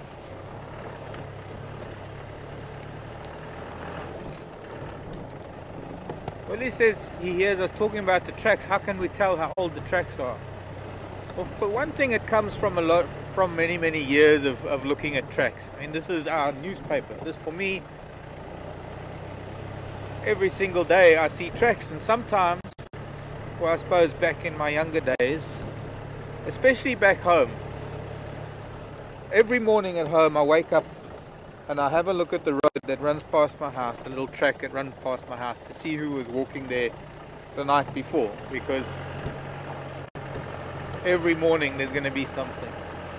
And it's just through the process of learning. The next morning I'll wake up and I'll see the tracks that I saw yesterday, or the day before rather, and I would see how less distinct they are, how they had aged. And I would see the fresh tracks, and then you get to see the difference between a track that is fresh and a track that is a day old and a track that is a few days old. Now, it's a very distinctive difference, because a fresh track has got very sharp edges to it, depending on the softness of the sand, depending on the powdery consistency of it. Now, the weathering of a track differs according to the weather, according to the wind, the rain. Now, if I can find a nice soft patch of sand and we can find some tracks for you, I'll be able to explain and show you better. And what we're going to do is we're going to take the ride around Buffelshoek Dam to the other road and come back towards the dam and then go to Nyala Road North.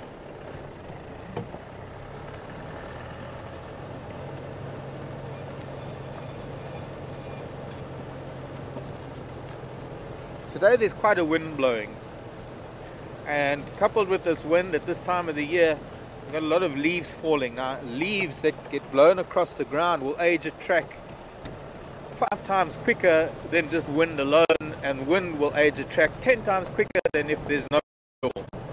And sometimes when there has been no wind, a fresh track can keep that fresh appearance for a day or two. So one has to take into account the weather conditions that have prevailed. One has to take into account the consistency of the sand, the size of the sand grains, whether it's sheltered or not. And it's just something that develops over time, I suppose in a way an instinct for being able to read whether a track is within the last few minutes or whether it's a few hours or whether it's a day. All animal tracks have very distinctive parts to the track that you can read that can give you an indication. Elephant track, for example, the underneath of an elephant's foot is very wrinkled. And it's those wrinkles, it's those cracks underneath the feet that cause little ridges around the center of an elephant track. Stop screeching, I'm talking. It's like a parrot. As soon as you start talking, a parrot makes a noise. It's like the vehicle doesn't want me to be heard. And when an elephant track is very, very fresh, those wrinkles have a very sharp ridge to them. And that ridge eventually rounds as it ages, as it weathers. Hey,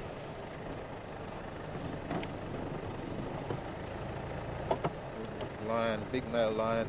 Oh, this is from the other day.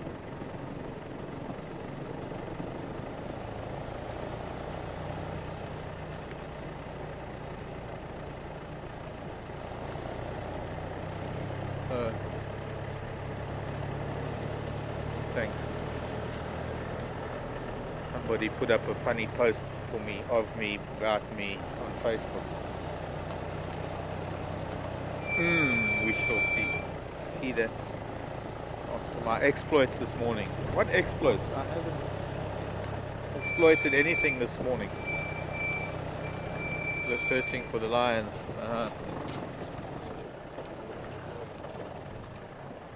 Pardon?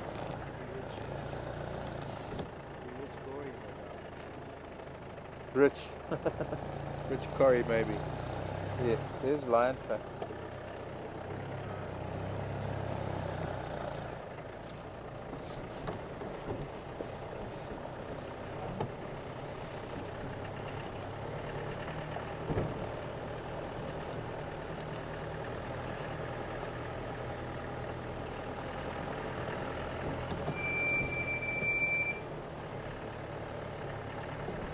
Looks like I've got a lot of work to do on this vehicle today. What looks like, sounds like, feels like, sounds like, and looks like.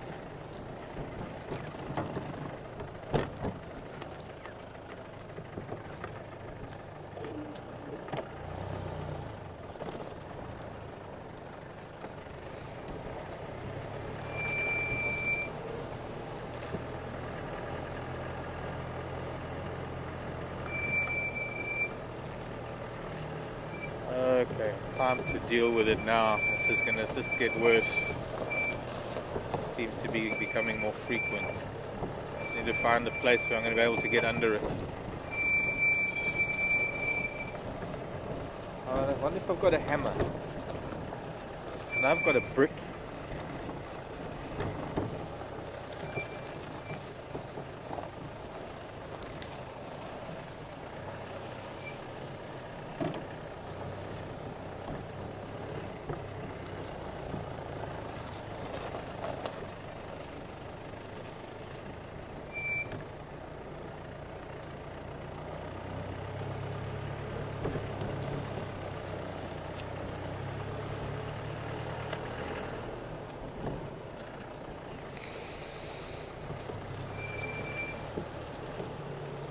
If I can,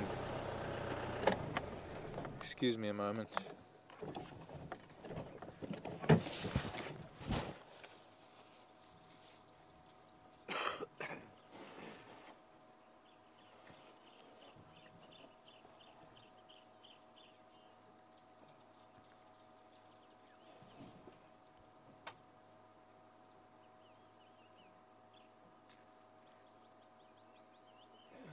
Need a hand?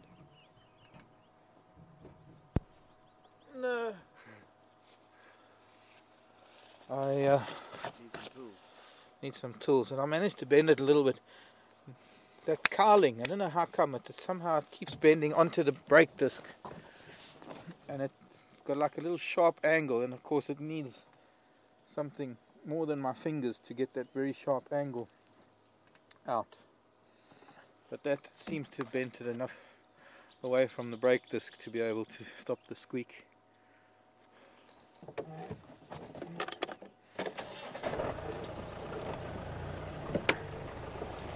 It might have been when we were looking for the lion off-road that it bent again. It's a very thin metal plate. You'd think that they'd make something that's a little bit more sturdy for a vehicle that is designed for off-road use. Footprints. Interesting. Must be a guide, I guess. Elephant footprint. A youngster. Let's see if we can just, because there's some sunlight on it. That will be. Oh, I know why they're footprints here, because they've been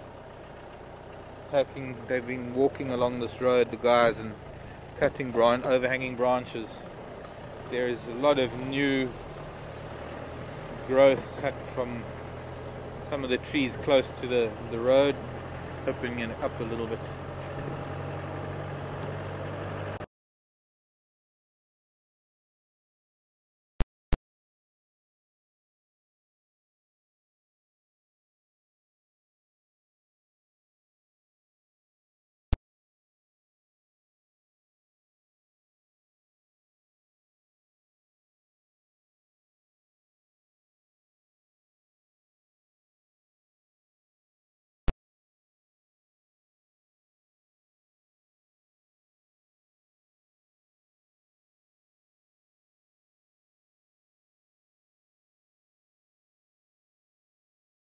Road. Okay, we're back again.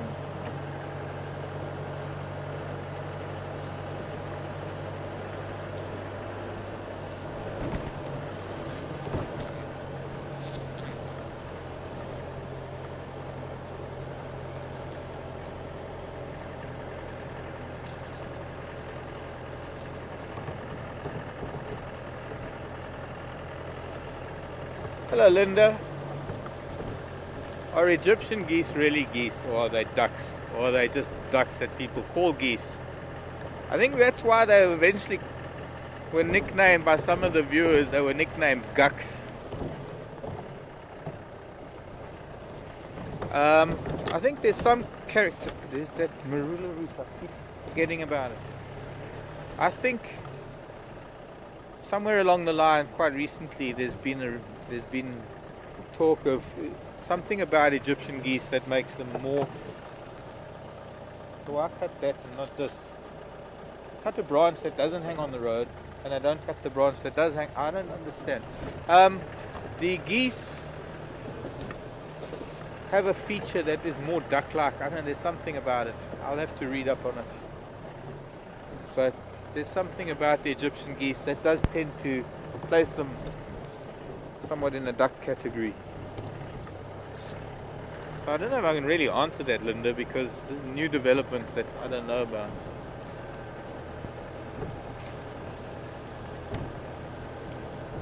Maybe Craig. Thank you very much. Interesting information that there's a lot of alarm calling.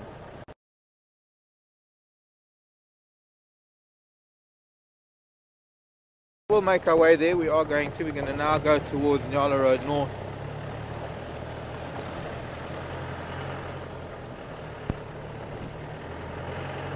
And back to Central Road. Make our way back towards the dam.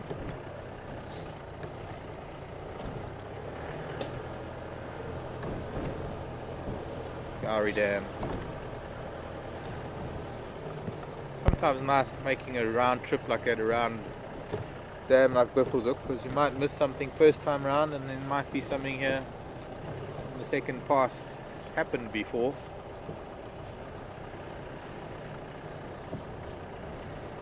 Only today, not. It could have something to do with this wind that we're not seeing very much this morning. And much colder temperature too.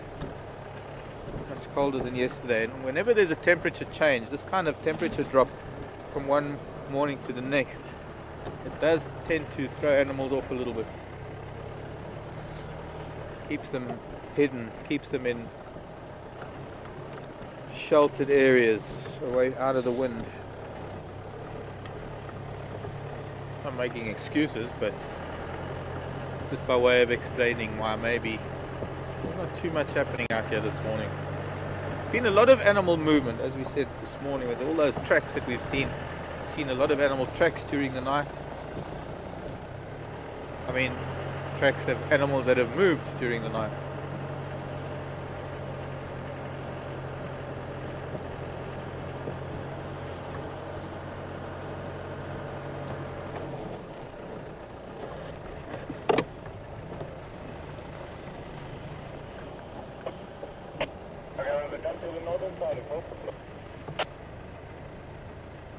Yeah, come along the fabric. The same fabric is equal to the power. Right? There's the one. There's the one on the west.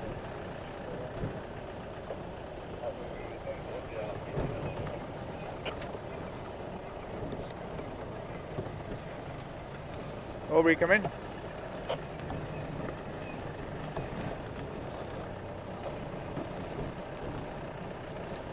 Aubrey, come in.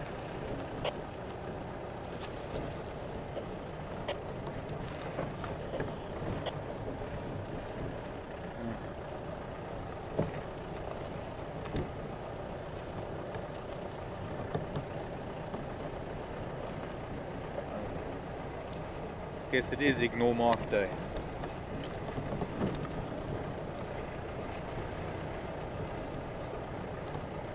Sounds like they might have found something where the lion were, where we had crossed the drainage line, unless they're talking about in a different area further east.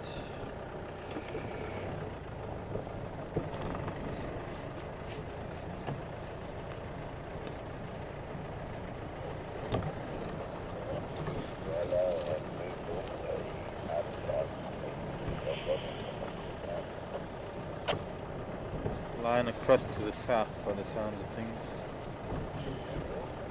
From Allen.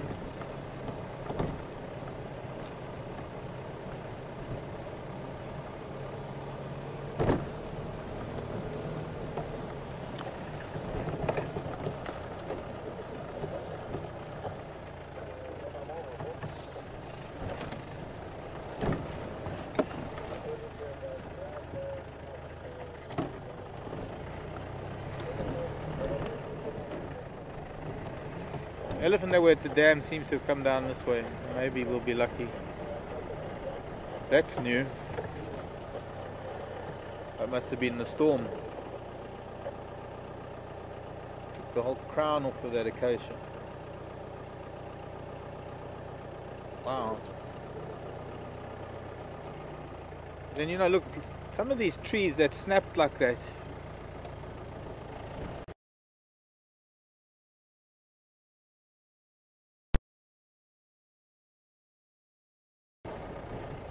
Lost the picture and we're back again.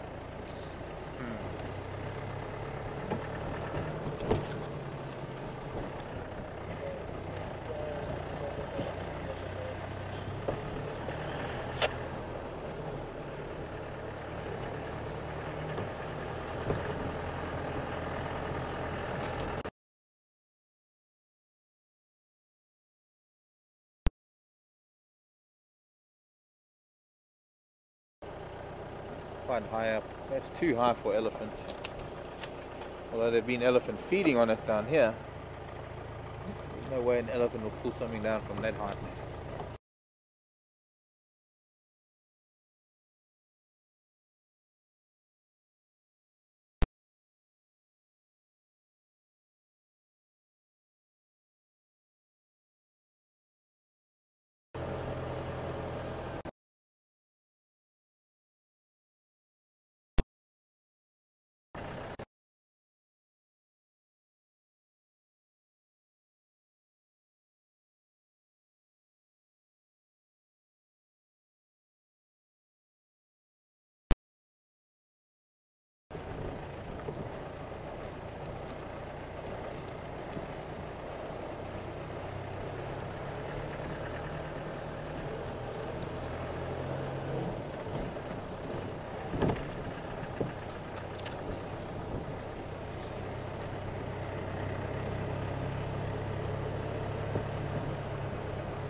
leadwood even broken. Wow.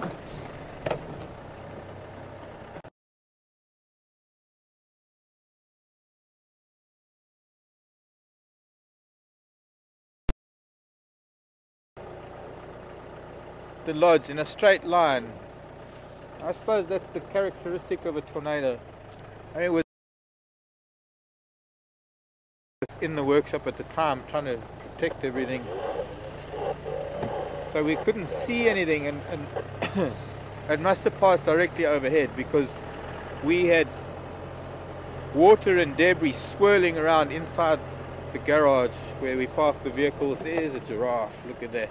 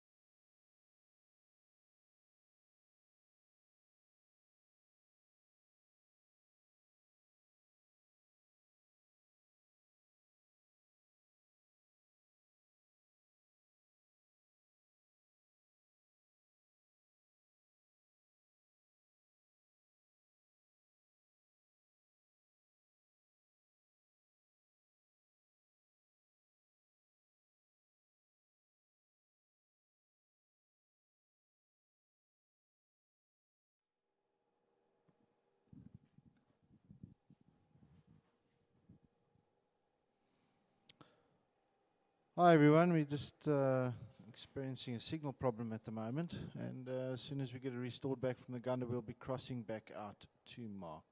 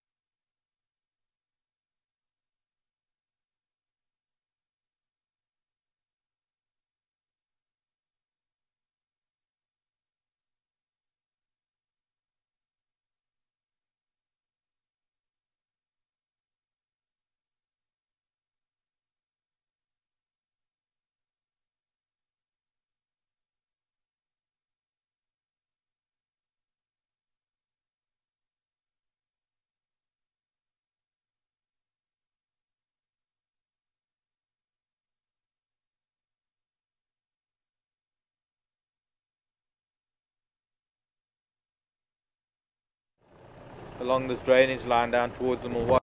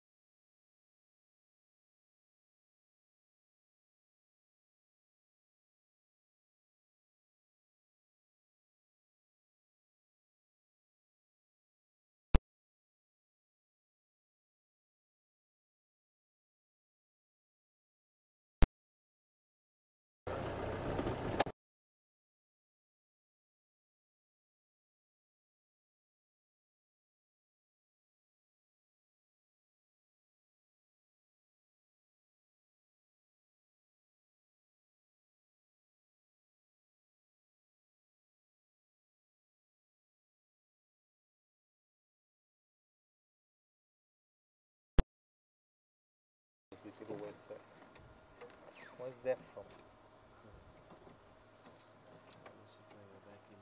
Huh? This is from that. Security.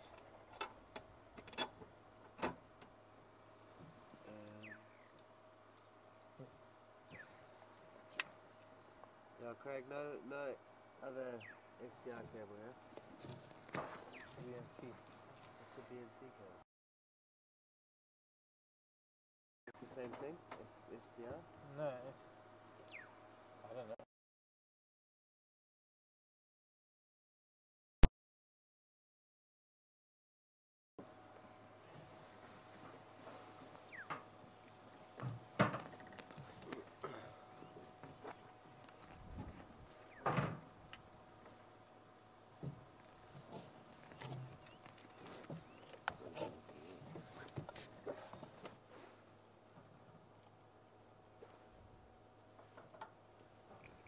Oh, this thing's driving me mad.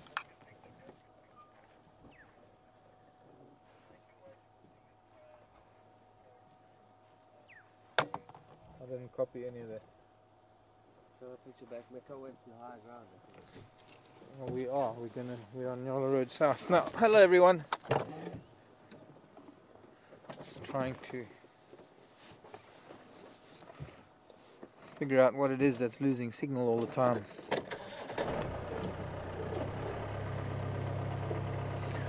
So, as I said, we're on Yola Road South. We make our way back towards the lodge and Gari Dam. There have been sounds of alarm calling there.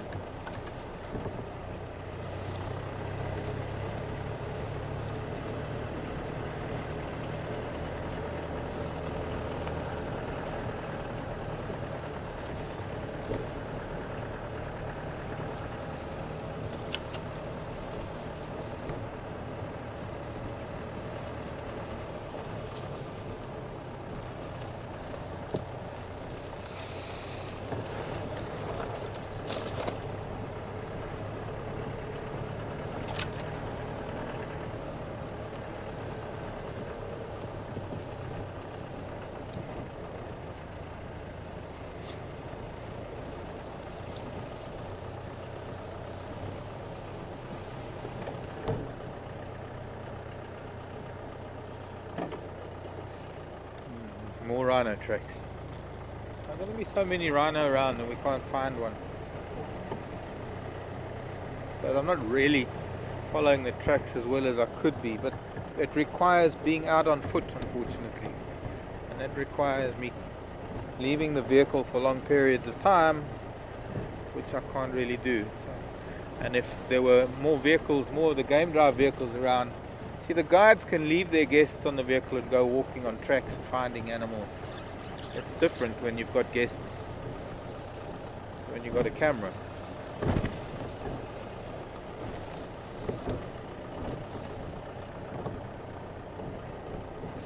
Buffalo. You can be pretty sure of finding one of these buffalo. That's quite fresh. Buffalo track. Rhino's not here anymore. There it was. Chelapan, maybe there. Chelapan and rhino in this area. Coming up to these mud wallows.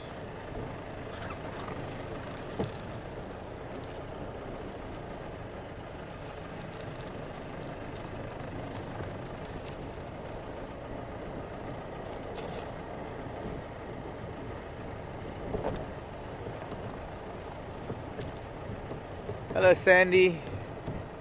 Question on all of our minds about the naming of Karula's cubs. I don't think it's not like there's a set date to name them. I'll speak to the guides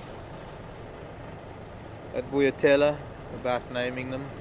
I don't know if Lex will be naming them. Unfortunately, Sandy, I can't answer a question about naming the cubs. It is not up to us, and I don't know what the guides are doing about it. I'll have to speak to them and find out from them. But hopefully I can give you an answer in the next few days. But I honestly don't know what's happening with the naming of the cubs. It's a Sabi Sand thing.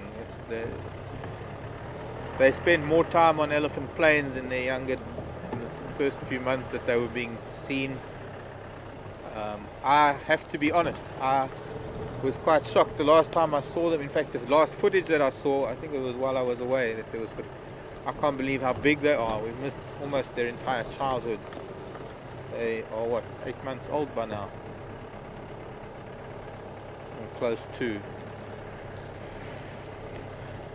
And if I'd been able to observe them enough, I might be able to think of something about their characters. But you know, I couldn't even identify the two cubs as yet. I know Tara spent a lot of time photographing them, and Tara has, in her mind, she's got her identification features, her particular spot patterns that she has marked out for everyone to identify them. I haven't had the time to be able to look at that, and I haven't been able to see them long enough to be able to recognize anything for myself.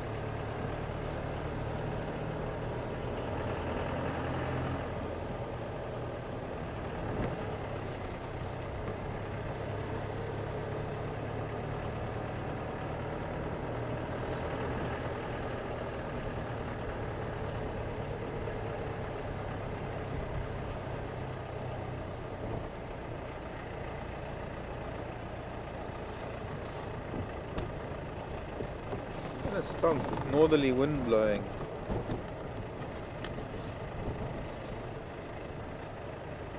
Unusual.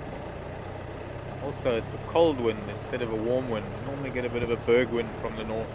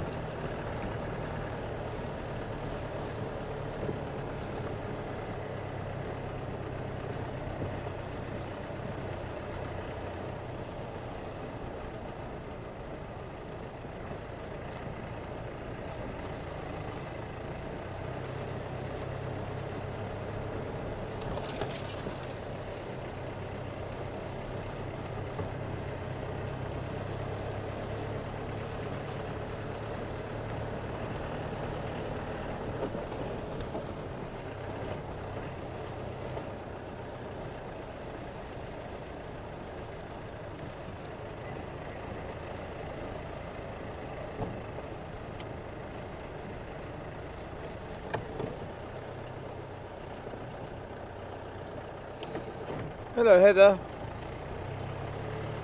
Saying we haven't seen the new baby hippo that was born recently. Has it been sighted at all? I don't know, Heather, not by us. And I would have to ask the guides if they've seen it. Could well be on one of the dams on Buffelshoek. As I say, I'll ask the guides who go up onto Buffelshoek. But obviously if we don't see it on drive, then we don't see it at all. I haven't... There's leopard, there's Karula's tracks. Must have been from last night.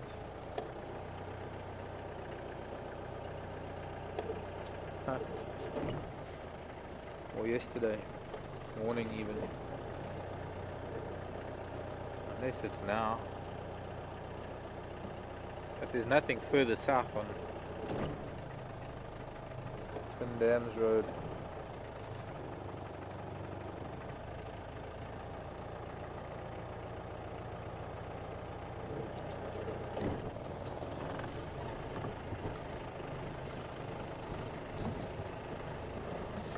We're close to where there were alarm calls heard. Will heard some alarm calls earlier. But that track doesn't look fresh enough to have been now. Let's go up to past Inga's house onto the open area.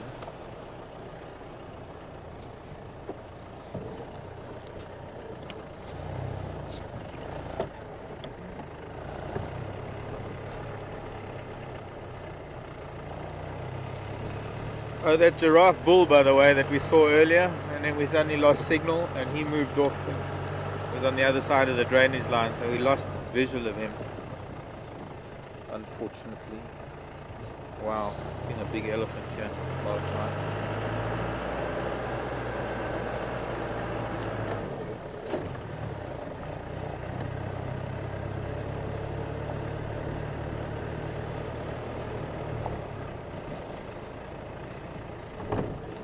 Giraffe. We might see the giraffe on the open area. There's some fresh giraffe tracks here heading up towards Quarantine.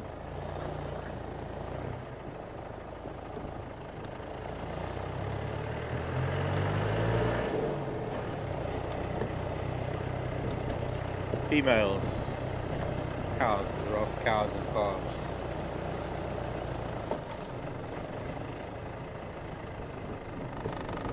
Elephant's a bit older from yesterday, last night.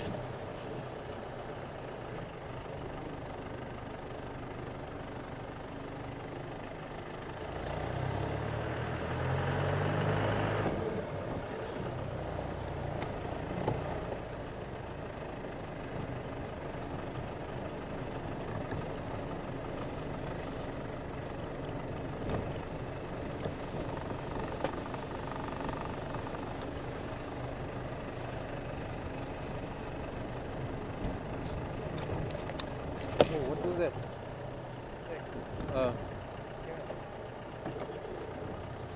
Something hit my head. Wheel hit a stick that hit my head. Bounced up.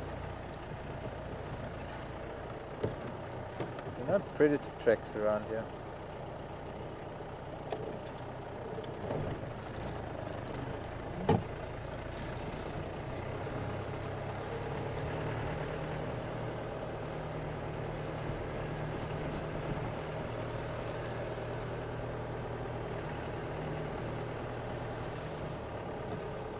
Hyenas though, and no sign of those giraffes. wildebeest are all in exactly the same place and they're all lying down. So it doesn't look like there could have been anything this far west. Oh, there's a steenbok running this way. About to come across the road.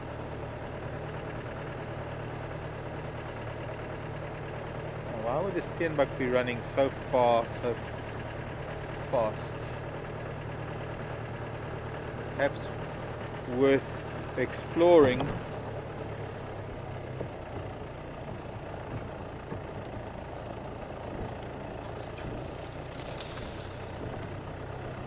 The other side of this little ridge.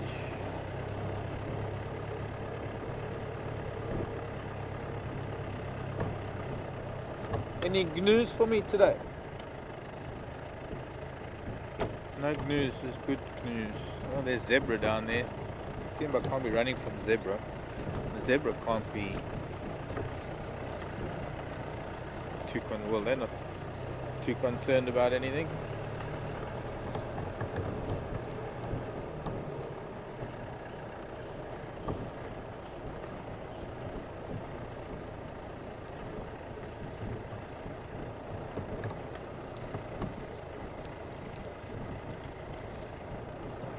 And all the impala here too.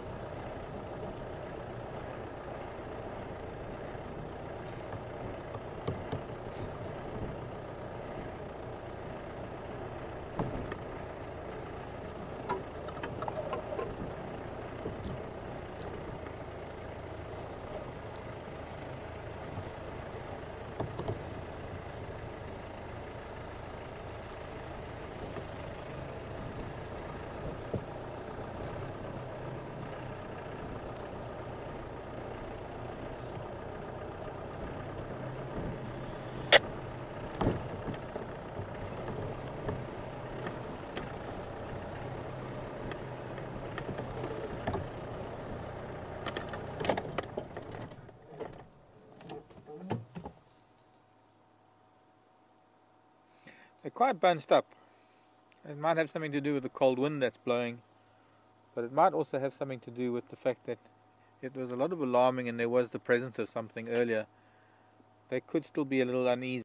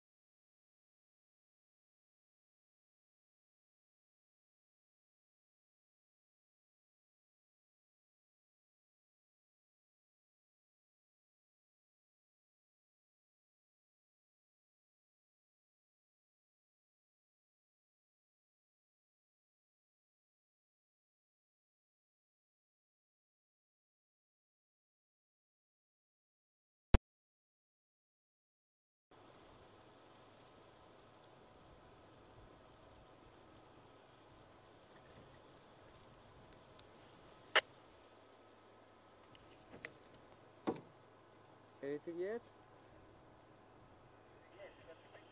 Oh, great.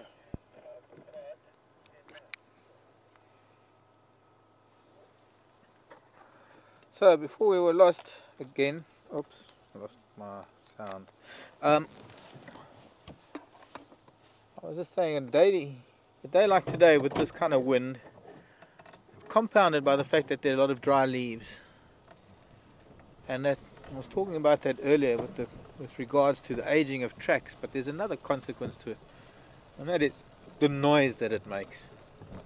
And it does tend to make animals a little bit nervous, because there are all sorts of noises that might disguise the sound of a predator.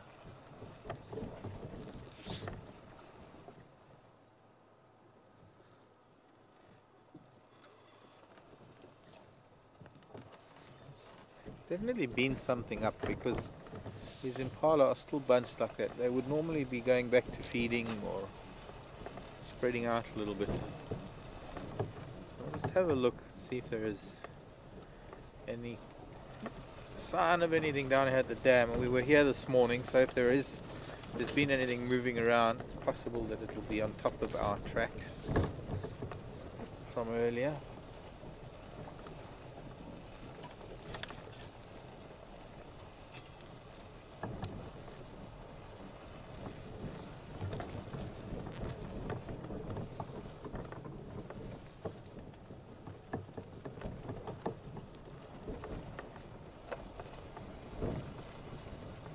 Waterbuck are also quite relaxed down here at the dam.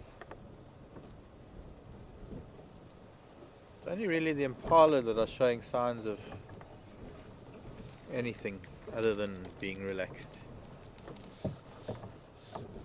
Waterbuck are lying down in front of the lodge. Franklin making a noise.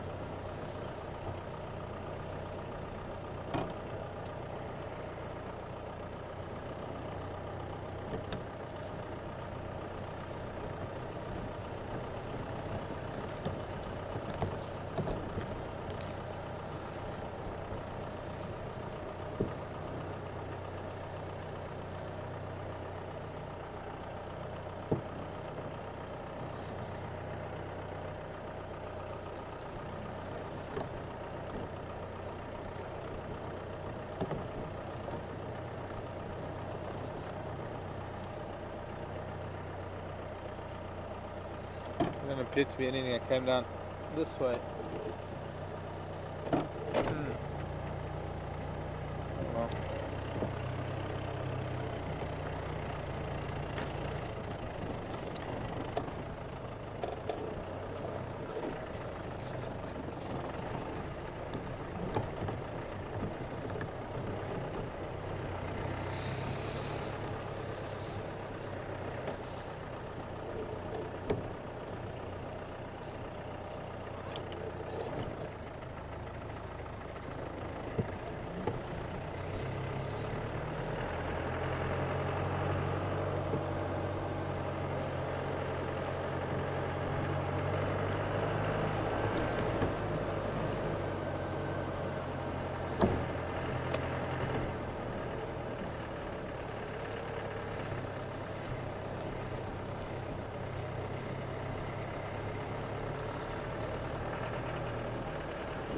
Hello, Hornbull.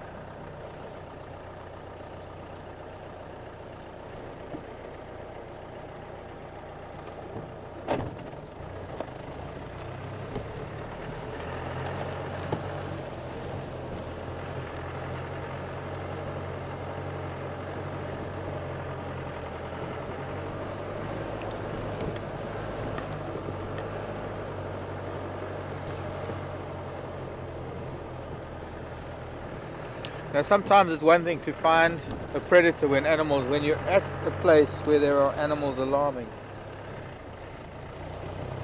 Obviously it can be a lot easier at times when you're there immediately, especially when they're primates, because primates, having the forward-facing vision that we do as humans, having bifocal or binocular vision, being able to calculate distance the way we do, just have to look in the direction. I mean, it's a little bit easier than when you just see impala looking in one direction. But it's another matter entirely when there's been alarm calling and you arrive at the scene so much later like we have now. Anything could have happened here. And of course there's absolutely no way of knowing which direction these animals were shouting in. So it's a bit of a hit and miss more than when we're on the scene immediately. This was some time ago that there was alarming here. And, we've done a full trip around Inga's kaya, Inga's house, which is where there was some sounds. I have a strong feeling it must have been something just off here to our right. That's why the impala have bunched themselves in that little open patch of ground where they are now. But doesn't seem to be any track of any predator coming out of this big area, this what we call a block that we've just been driving around.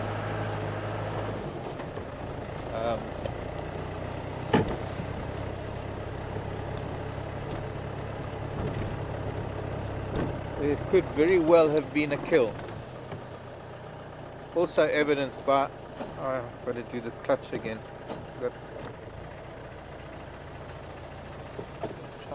Try and get up onto the open area before I do it.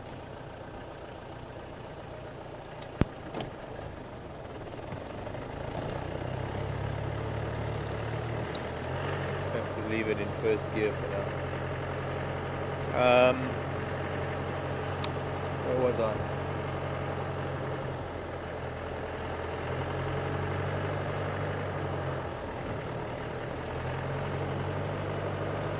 We've seen times when there's been a kill, an impala kill, and the impala goes straight back to grazing. But there are also times where they stay nervous for some time afterwards, bunched up together in an open area like that. So anything could be possible.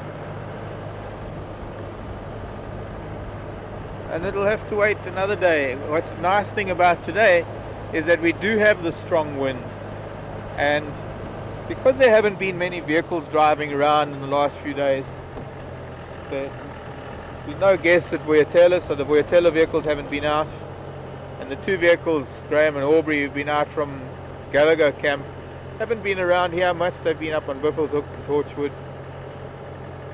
So there are not too many vehicle tracks, but there are a lot of animal tracks on the road. And as I say, with this wind, the nice thing about this wind is it's going to age these tracks today considerably, so that tomorrow morning we will have, I wouldn't say exactly a clean slate as one might have after a rain, but it'll be distinct enough to tell the difference between any fresh tracks in 24 hours, or not even, the 20 hours between now and tomorrow morning. And now hoping that tomorrow morning we'll have a little better luck. The wind today, I think, can be blamed for us not finding much, especially the rhino. There's so many rhino tracks, but cold wind like this, the rhino are likely to go into drainage lines. They're likely to get into some sheltered spot, lie down and stay put. Go to sleep, in fact.